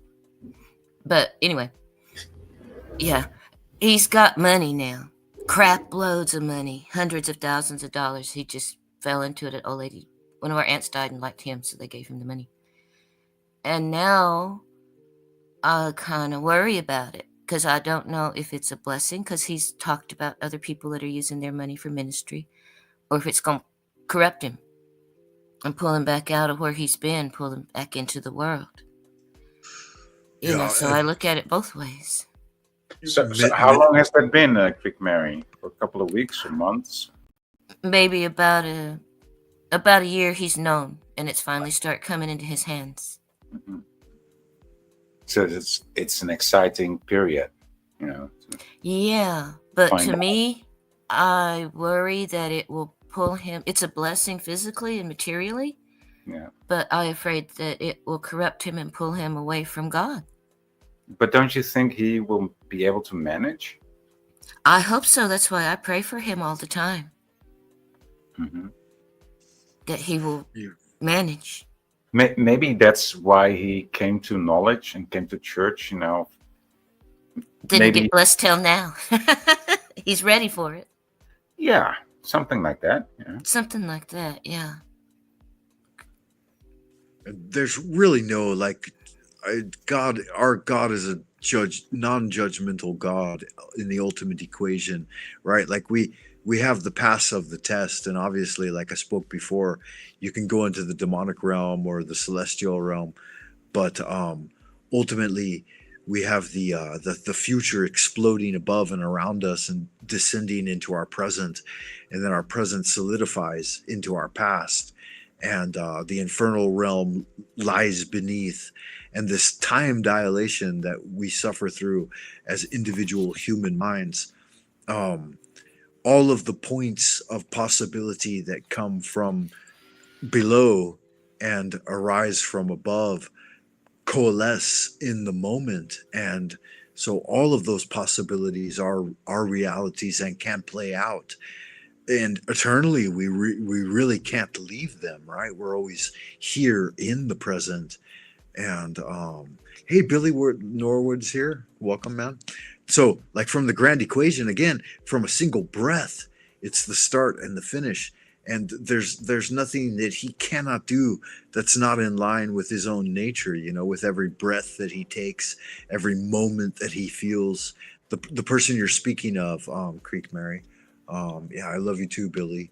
Welcome. So yeah, continue though. Tell us the story a little more in depth. Oh, that's about the end of that. It's still in progress, saga.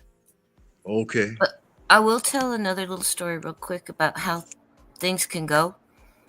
Like, well, I remember the first time. Well, I see people before I know them, and I'll see them and they'll make an impression, and then later on I'll know them. And that was what happened with my husband. I saw him out of a window, and I thought, who is that goofy-looking guy? And then, God talking to me, and he said, you can pick him. And if you pick him, you have a choice. You'll either be with him 10 years, or you'll be with him till death do you part. I mean, she wasn't talking about you, Billy. Yeah. And she so wasn't talking about you. But that's what happened. Later on, I met him, and that's what happened. But see, you only, to me, you have a certain amount of predestination and choice, but only, it seems like, within a limited amount. Like, you can make a choice, and these will be the options that appear when you make that choice. Yeah. Or you can make another choice with a different set of options and a different route and a different ending. Sure. Makes sense. Like the most basic set of options is the yin yang, right? And you oscillate between on, off. It's all binary. Yeah. And that's the path of magic. Yeah, like that ring right there. Show it, Billy. That eagle. It's about overcoming all the chains that bind you. So at the most base level, binary, you have to overcome that, right? The yes/no option. There's always the third, the triangulation, the supernal triad, which is the Trinity of the Father, the Son, and the Holy Spirit, the Holy Mother, right? The Eternal Virgin. Yeah, I mean, honestly, look, if you can't get over, if you got it. Listen to me, Frank. Have you met Billy? Have you met Billy before? Of course, he knows me. He knows me from a long time ago. But anyways, go ahead. Have you?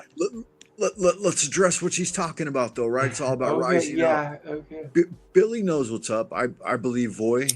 Have you met Billy, Voy? Yeah. Yes. No, you haven't. Why? How? Have you met me? I don't remember you. Yeah. I don't remember you. So he's kind of, enticing yet disappointing. I am disappointed. Mainly because. Okay. What am I supposed to do? Grab you by your neck? He gets online and think. We're going to grab you by your neck. You're weird. Am I weird? Here's the thing is, Voy, listen to me, Voy. Our Lord and Savior equals me and you. Each and every one of us, this is the truth. Each and every one of us is God, is Lord Jesus. If you have ever asked Lord Jesus to say, hey, man, I want to be your brother, man. I want to be your brother. Guess what? If you can serve upon his throne, and his throne is his throne It's His huge. throne. It's huge, dude. That throne is His huge. throne is All a right. cross. His throne Point. is a cross. Point, And if you counterpoint. can, Point, counterpoint. Let me give you Voy.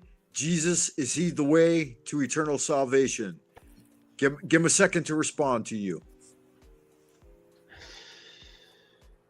What now? Is Jesus the way to salvation? Yes. Is that what you said, Yes. Billy? who am I speaking with? I would love to understand whom I'm speaking with right now. Voy, who am Pay I speaking attention. with, sir? Billy, pay attention. Take off your glasses. I just Billy, came up on focus, here. concentrate, take Yeah, a I deep just came breath. up here. Deep breath and hold it for 3, 2, 1. Relax. 1, 2, 3. Voy's gonna tell you what's up. Voy is Jesus. Is Okay, Jesus I love the answer? Jesus. I love Is Jesus. Jesus, the Yeah. King of Kings. Yeah. Is Jesus? He is. the He is salvation? the King of Is Kings. Jesus Yes, I believe the way he to is. heaven? Let He Voy answer. is. He is. Let him I answer. believe I don't he know. is. Jesus I I'm believe not- he is. the answer. I'm not sure if Jesus is, but I will God believe, is listening. I will believe Jesus. that anybody that says I am the truth, that's very. I I am am the the light. truth. I am the I way. am the light. Jesus I is am the the King way. of Kings. Jesus flows through my soul.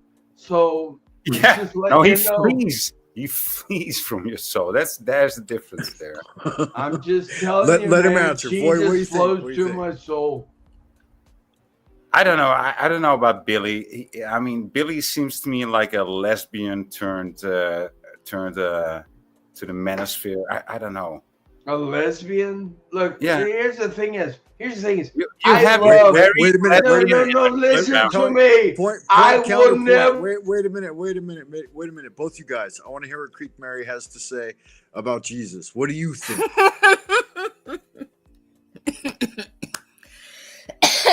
Sorry. Me and Jesus surprised me. Well, All right. I didn't mean to put you on the spot like that. oh, I just blew a hit. I'm sorry, that was all. Okay. Yeah. No. Is it some dank? It was a surprise. Indica, sativa, little Jack Harrow 420? Oh, well, I mix it all up like I do my Okay. paint. Whatever's Alright. left in the bottom of the jar, I just throw it in another jar and mix it all up. So it's all Jesus is fine. Jesus the answer. Is Jesus your salvation? These guys are having a debate over here, fucking Voy and Billy, and they're wondering. They want to know your opinion. My opinion is that like I said, I was raised different. Were And I you? never did. Yeah, I never did understand Jesus because every time we prayed, we paid state to God. I do not worship Jesus. I do not pray to Jesus. We I pray pray to upon God. ourselves. Listen to me, young women and men. We pray upon ourselves.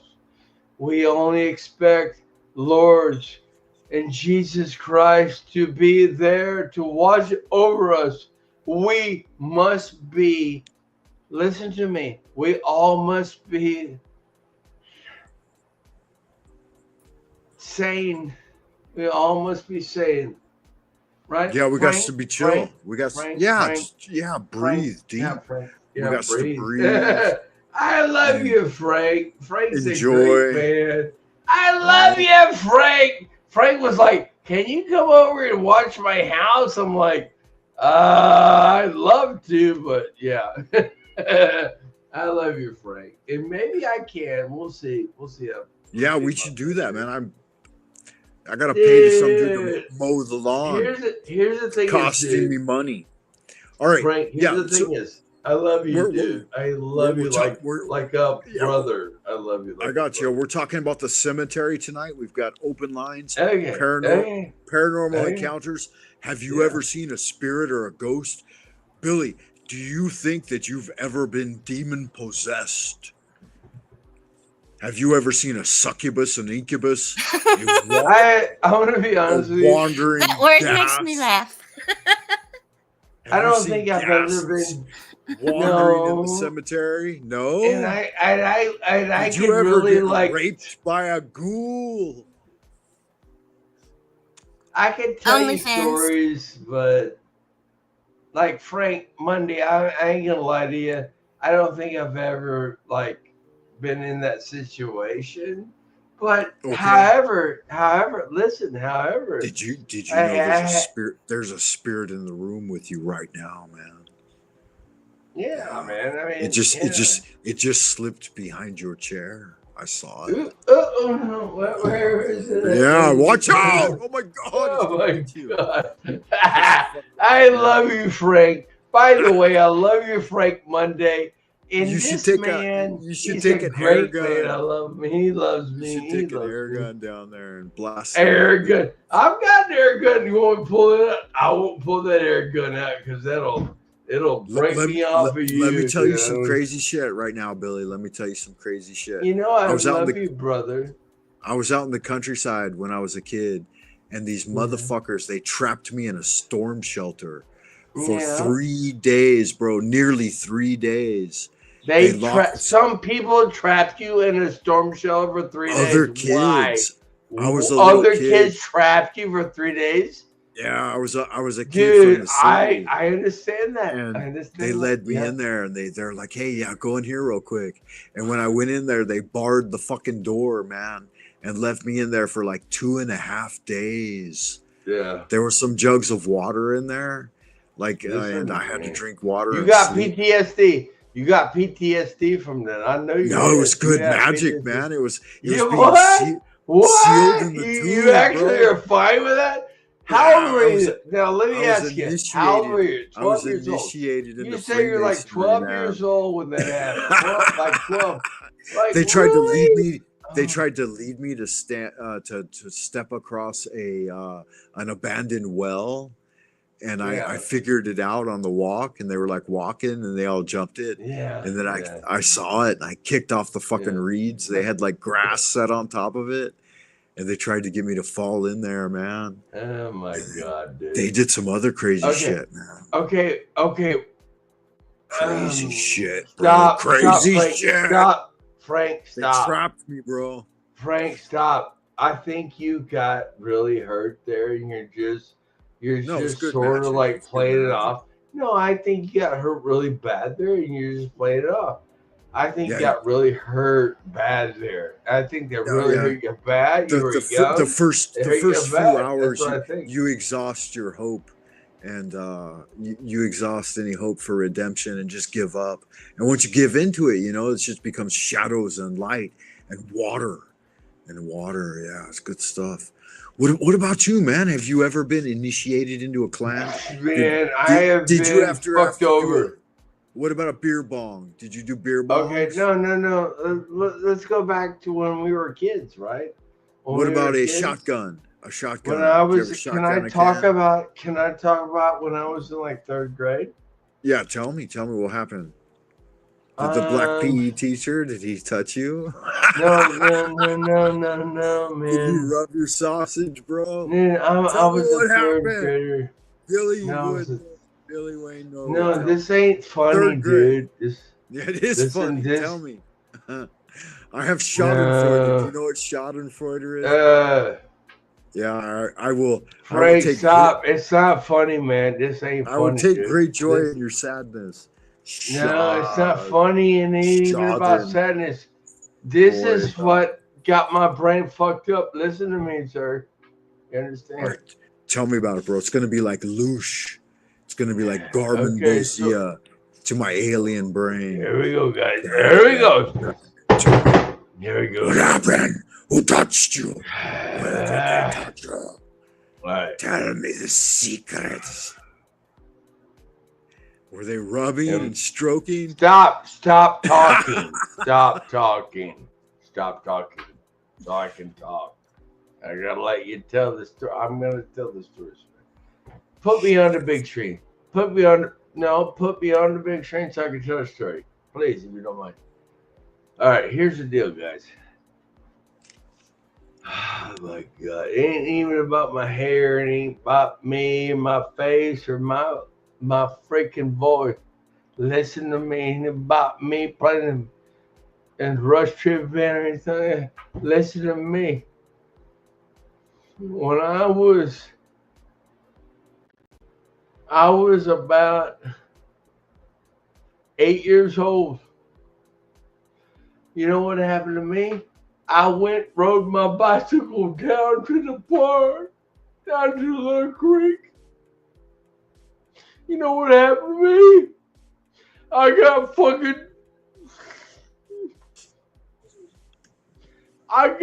Billy, Listen, don't listen was to me.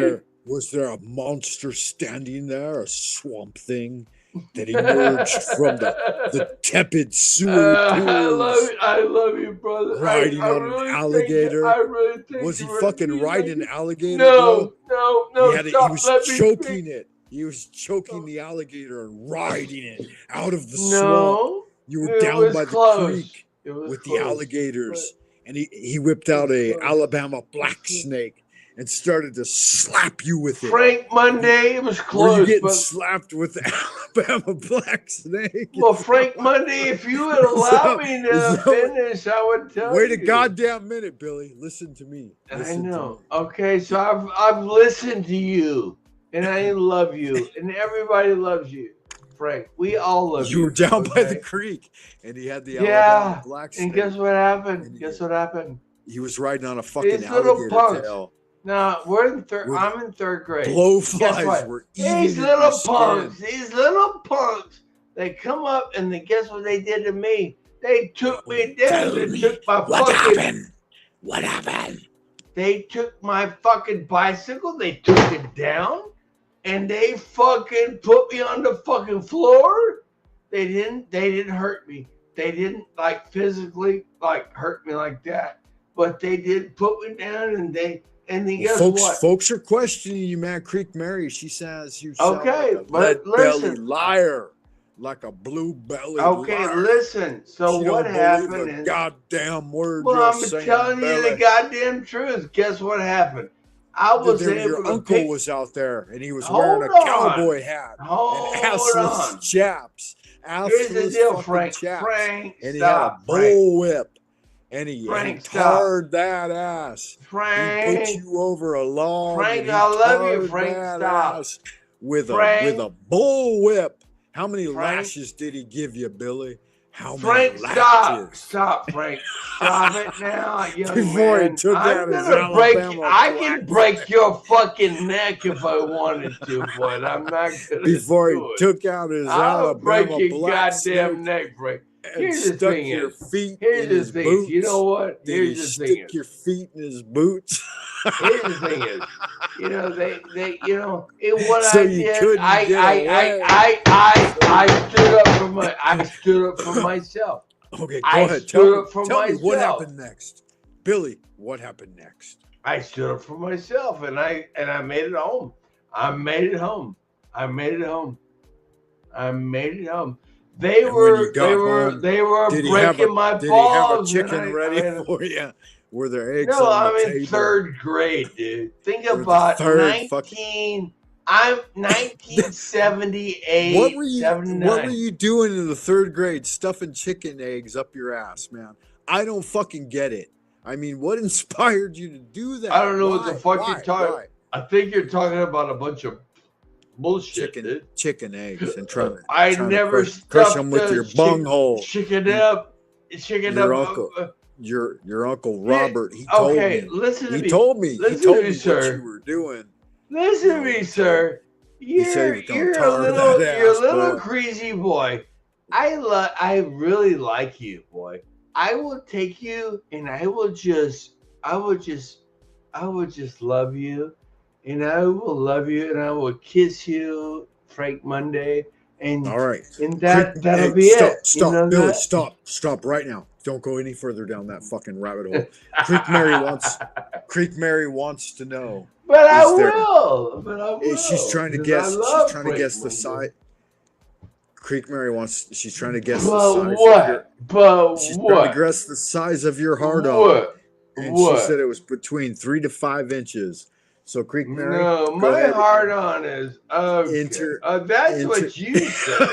My hard on is about. Don't talk over me, motherfucker. No, there's a competition going on right now. Enter your guesses, guys, right now. You're a liar. You're a fucking liar. I don't believe you for a god. 6, Billy, 5 to 6, whatever. You shouldn't. You're Here's not the supposed to thing. give away the. Here's the thing is, look, like, Tell me, okay, tell me what's up. Okay, go ahead. Go ahead. You're such a, you're so All right, guys. Put ones in. radical. Like, Don't worry.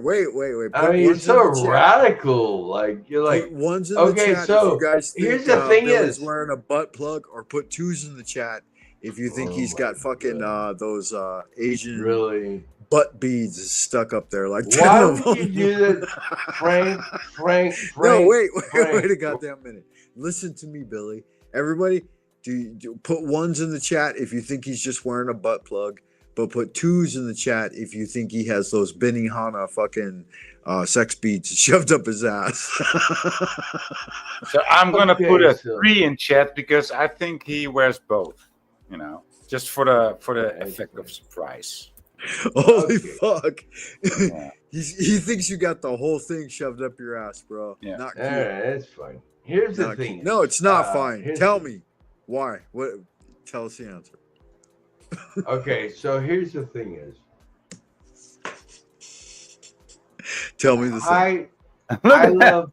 Look at those feminine mannerisms of him. It's like so telling. It's I Billy. love women. Good. Listen, Billy, have you stop, ever tried to kill yourself stop. by putting a plunger fucking 10-inch dildo against the mirror and trying to choke to death on it? Have you ever done Okay. that? Tell me. Listen to me. Listen to me. I love Tell me him. the truth. Don't lie to me. Why? All right, wait a goddamn minute. Everybody shut the Can fuck you up. put me in the big screen? No, Put me on the keep big your mouth screen again. shut. Who told you to talk? Shut up.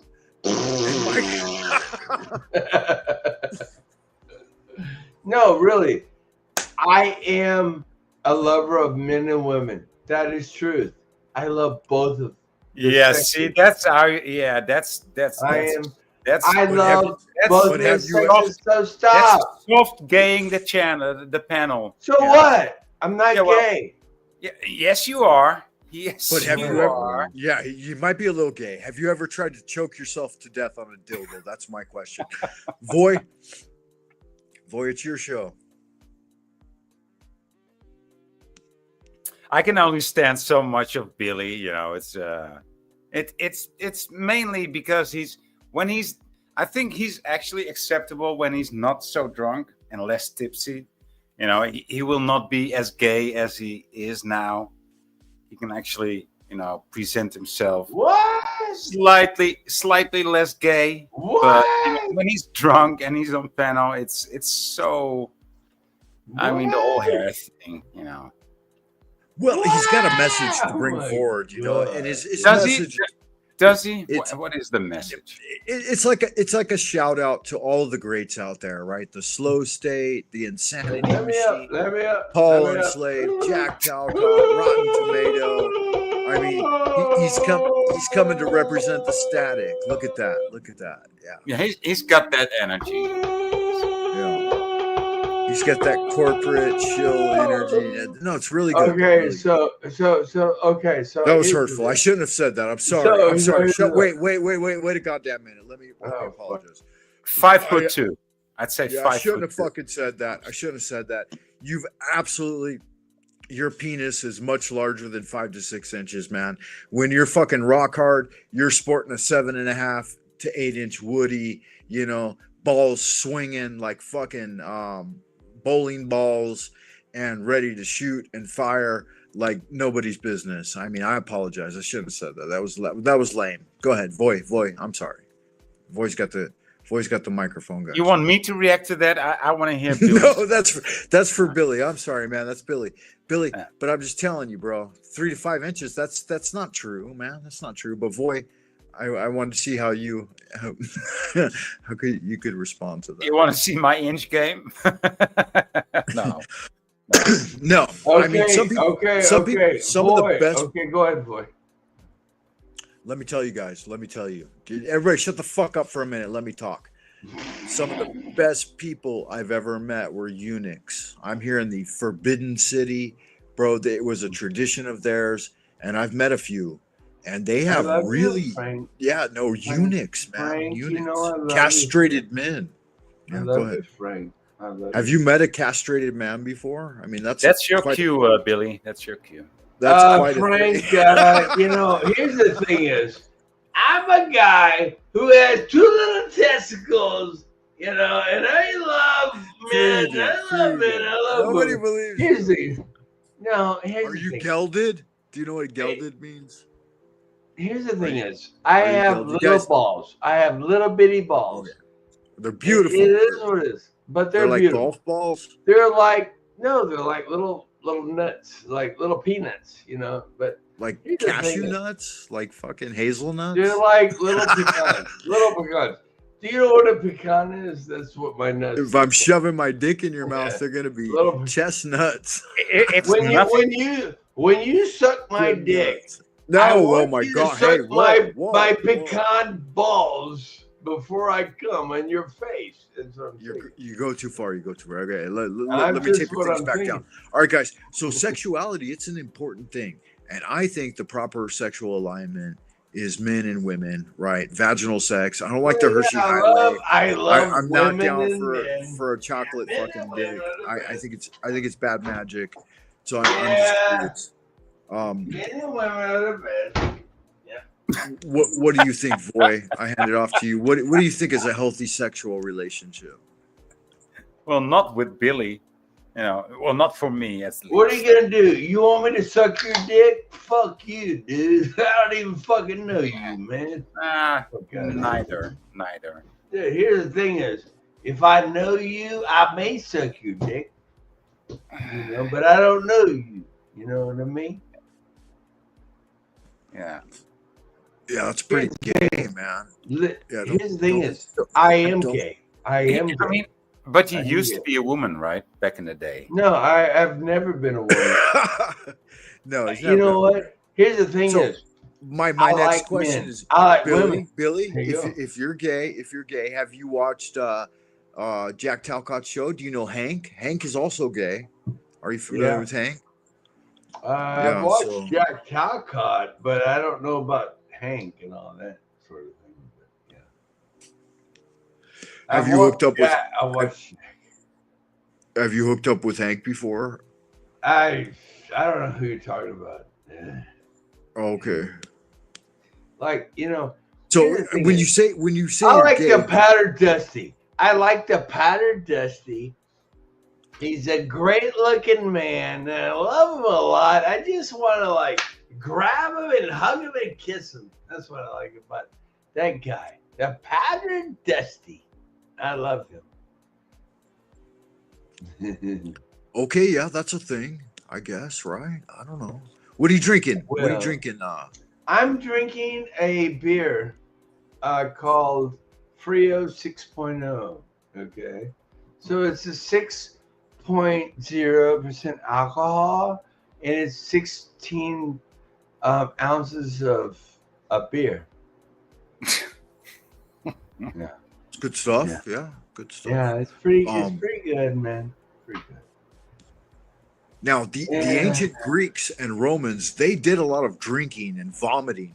You know that these guys had a vomitorium, and they would purge themselves to the level where, you know, they would cause alcohol poisoning and then die and shift outside their bodies. Voy, what type of extreme methods have you used in the past, or have you contemplated using? Have you used sexual asphyxiation, autoerotic asphyxiation? Have you done talking to me? Are you talking to Voy, me? Voy. Or are you talking Yeah, to no, me? that stuff really despises me. Boy, why would he even ask you that? Doesn't even make any sense. You would be the one to ask this question, right? So Exactly. I was asking. I was thinking like you would ask me that, right? right. See, Well, yeah, Billy no, knows me. Billy knows me a bit longer than you do, Frank. So you know, Sure. No. Boy's not the one to ask this question. No, I was being facetious, and I meant to evoke a response where you would counter that exactly the way you have, but to elaborate a little. Yeah, continue. I mean, maybe we can get a lesson from it. Like, is there Frank something? knows I am God. I am actually. Can you even see me? Do you understand who I am? The red hair, the white beard, the black glasses. How could we miss? No. How could we miss all the signs? Obi-Wan Kenobi. Obi-Wan Kenobi. The sloping shoulders, the tiny hands. Yeah. Obi-Wan Kenobi. The speckled face. Yeah. Obi-Wan Kenobi. Ahura Mazda, right? Yeah, I'm not sure. Here's the thing. What's the upshot, Billy? What's the next move? You know, like you're gonna branch out. You're doing some things in the future. Everybody's concerned about the future. What have you got going on next? Are you going to do? Tell me. You talking to me, Frank? Yeah, whoever. Just a general question. Let's start. Creek Mary's the first visitor, so let's go with her first. Creek Mary, what's the next step for you, like in your spiritual cultivation and whatever you want to talk about? Like, what's going on with you? I am Obi-Wan. I am Obi-Wan. I am just trying to quit fighting with people and have us all gotten along now. Does Billy approach you as a pugnacious character? Does he seem like a fightable dude? Have you ever contemplated just like punching him in the face, or maybe I don't know, giving him a titty twister? No. A shave and a haircut. No, I was raised not to play. I mean, if you get mad at somebody, you just shoot him. And if it's not worth shooting him for, then you just should probably let it go. Okay, yeah, he was giving his best sexual pose there, right? He was ready for a. I'm sorry, I missed it. Do it again. I'm sorry. A happy ending. Yeah. Let's get it back up there. Yeah. Okay, I'm glad you told me what it was. It's nice, yeah. It's luxurious. Getting it. Okay, so Creek Mary, I mean, how would you help him?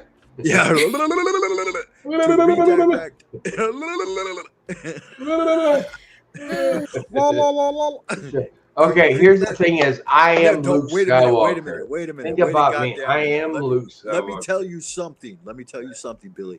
She's a Native American Indian. She's a real featherhead. Let's see what kind of spiritual message she has for us. Us white folks, we can learn a little from the featherhead. Go ahead. All right. I'm a wise old elder, I tell you. About what? What do y'all want to know? About how Billy can best cultivate his sexuality as an independent solo male, jerking off 9 times a day. How's he going to? No, we're not break himself. We're not jerking off, baby. Shut up. We're not jerking off, baby. Let me tell it, Creek Mary. How would you advise him in pacifying his heart and centering his mind on Jesus and finding the truth that the evil sin Jesus Christ equals my lover. Kill his immortal soul. How For much real? you break that message? How much you break that message to him? Quit drinking. It ain't about drinking, dude. Here's the deal. Okay, stop it. Stop it right now. Everybody wants to tell me stop drinking. Guess what? It ain't about drinking. Listen to me, young bucks, young ladies. It ain't about drinking. You can drink anything you want to drink of. Okay, I'm older than you are. I don't know. We'll find out. But listen to me, young lady. Here's the thing is, we ain't got to worry about drinking. Here's the thing is, I'm older than you. If I want to drink, if I want to goddamn drink a goddamn beer, I'm going to drink it. Okay? And you will too. That's fine. My God. As long as you ain't hurting anybody or threatening anybody, you're going to be fine. Listen to me. So understand this. The Lord Jesus Christ does not put men or women in a position of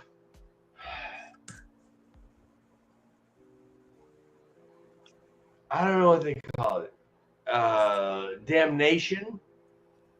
He's not going to put you in a world of damnation if you drink, okay? Now, if you drink and drive and put people in harm's way, yes, you will be put in the world of damnation. That is truth. Yeah, I would argue that the opposite is true. That if you're headed down the pathways of the abodes of drink and spirits, you should fully imbibe until you've reached a point where you think it's you've had enough. You have to satiate the spirit at some point. And what do you think, Voy? Let me come back. Frank Monday actually has a point. Frank Monday actually is a Frank Monday. I love you, boy. However, Yeah, Voy's here, man. He's keeping an eye on you. He wants to make sure. No, I love you. Walk the straight I said, boy. I said straight and narrow. No, I said Well, I love you, Frank. Okay, well, listen to me for just a fucking second, Billy. Voy's the type of dude that grabs cock and leaves other people just holding balls. You know, he's got both hands on it, fucking straight up in the air, and everyone else can just fucking play with balls as far as he's concerned. Frank, can I talk? Frank. He grabs cock. Listen, Frank. With both hands. Listen, here's the thing is, listen to me, Frank. Go ahead. You're a little bit smaller than me though. And okay, Frank. Frank, okay, Frank, let me ask you a question. Go ahead, tell me what I want to hear a question. Have you ever served in the United States Army? I've done reserve work, yeah. I did ROTC and I did 2 years of reserve duty. Okay. Have you ever graduated from the Airborne Infantry School at Fort Benning, Georgia? No, fuck no, man. That's well, way beyond. I have. Well, I have. There you go. So I'm just saying. I'm not saying I'm better than you. Here's the thing is, I'm not better than you. What I want to let you know Are you better than me? Are you better than me? No, get on back up here with your bad self. Here's the thing is, dude, I ain't better than you, man. You know what? I want you to be my brother to the end. To the end. Yeah. Absolutely. Brother in the Lord. Creek Mary, can you bless this union? Can you tell us a few bless us, sweetheart, bless us. Or a proverb or a bless us, sweetheart. A song of Solomon. Creek Mary, are you still there? I think she disappeared. I'm still here. Are you here? Okay, good. Bless us, sweetheart. Can you Creek Mary, your people are originally from from that area, right? Is there a creek or a river or a hill that your people claim? All creeks. That's why they call this creek. The real word is Muskogees. Creek Mary. I don't know how you say it. Creek Mary or Creek Mary or whatever. I'll say a dismissal prayer. That's the way we Hey, let me ask you, Creek Mary. Creek Mary. We lost Voy. Wait a minute. Let me check the chat. What happened to Voy? Voy tuned out. He bailed. I don't know, man. He's averse to demonic spirits, Billy. He felt that you're a little bit too far out there. It's fine. Here's the thing is. A little bit wild. Frank is God. Frank is Jesus. Here's the thing is. This lady coming up here, we love you. And tell us about what's going on here. Let's go. I'll say a prayer real quick. Yeah, please do. Let's go. All right, you're gonna check out as well. Let's go. Mary. No. It's nice to meet you and nice to see you. This is the first time. Yeah, hold on a second. Frank, Billy, hold on a second. Hold on a goddamn second. Yeah, Creek Mary, very nice to meet you. Thank you for stopping by. Hope you enjoyed your time. Oh, I do. I like talking like this. Hold on, Frank. Okay. She wants to make a prayer. So let's go. Let's go. Father in heaven. We're gonna go. Thank you for this day that you have given to us. Thank you for all the blessings that you provide for us. Bless our families, bless our loved ones, bless us, Father, lead us and guide us and protect us.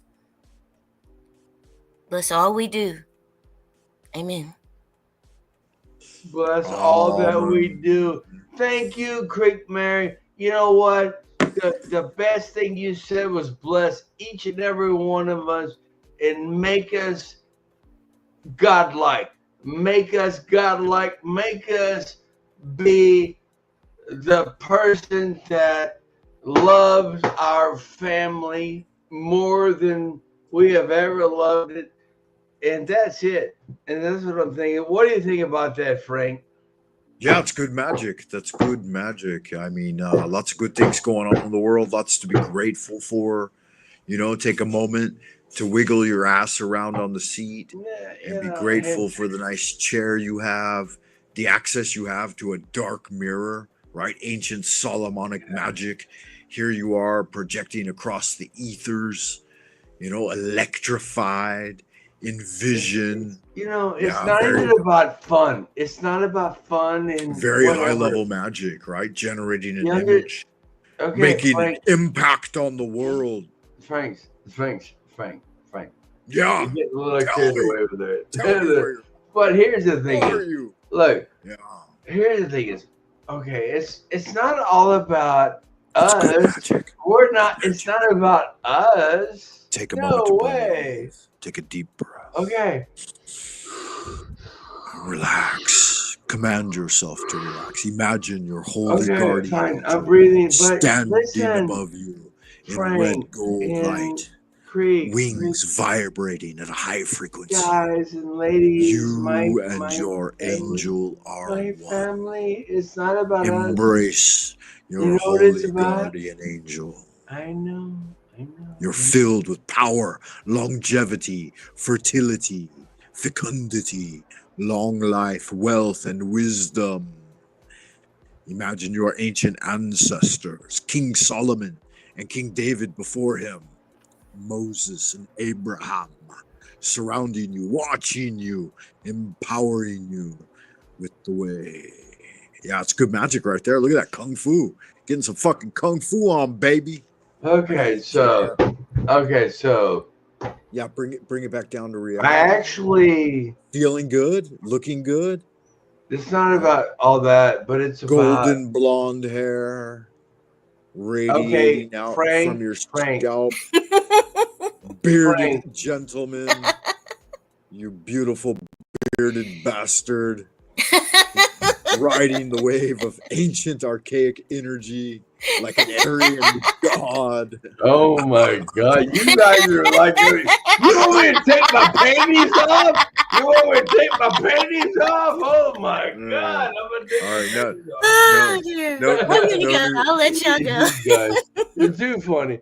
But Okay, here's the bye, thing Creek is- Mary. here's- Good magic. Let to me you. ask. I gotta Yeah, ask go you a ahead, go question, ahead. Frank. Go ahead. What do you think about this guy I'm about to put up? I'm gonna. No. Frank. Don't share nobody, Frank, man. no, Every no, time no, you no, fucking no, share no. something, I get a community I'm strike, gonna man. I sh- can't. No, can't it do will it. not Can't be. do it. It will No, not. can't It do it. will be, Frank. It will be, the guy from. You know who it is? It's gonna be, my friend.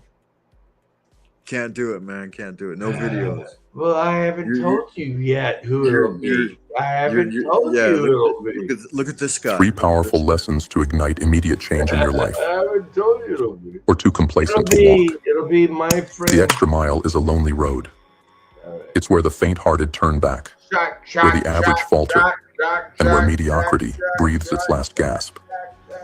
It is a place few dare to go because it is demanding. Yeah, it's demanding, man. It's a All right, place. you're doing AI. Mhm. Stop the AI. Stop the No, AI it's not. right It's now, not. Frank. Look at- Stop the AI. Look Stop it at now. my picture, and you look like a mirror. Man, I am a fucking good-looking man, dude.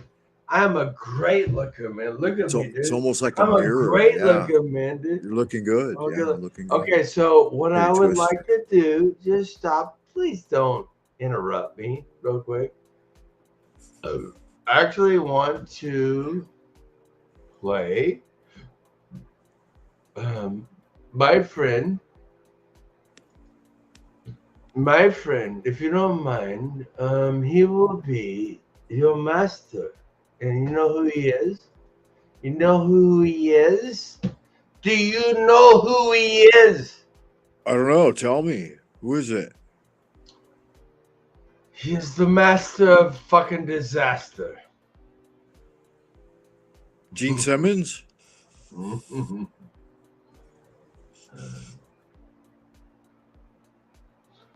Okay, I'm about to figure it out. Just hold it. I know. I'll give you a second.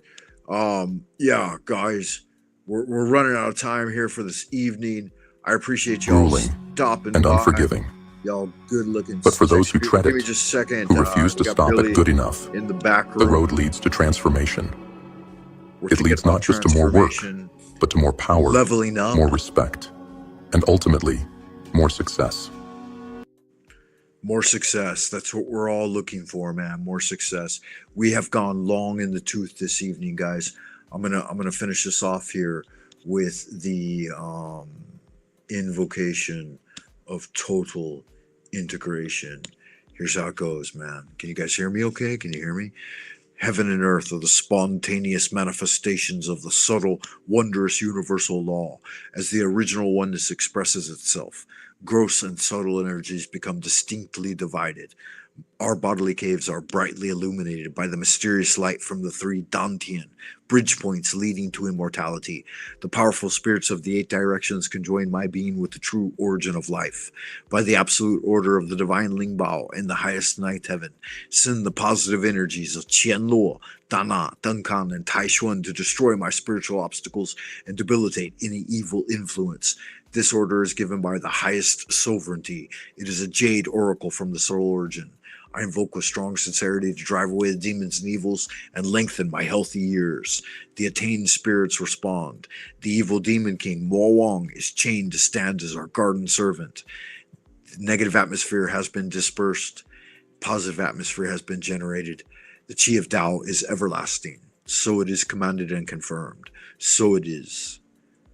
So mote it be. All right, guys. Grand Wizard of the Esoteric Order of Dagon, wishing you well. Make sure you tune in for Way of the Psionic Agent. Hit the like button. Leave a comment. Hope you enjoyed the show. Check me out on buymeacoffee.com/Frank Monday. Until next time, keep doing good magic. Bye for now.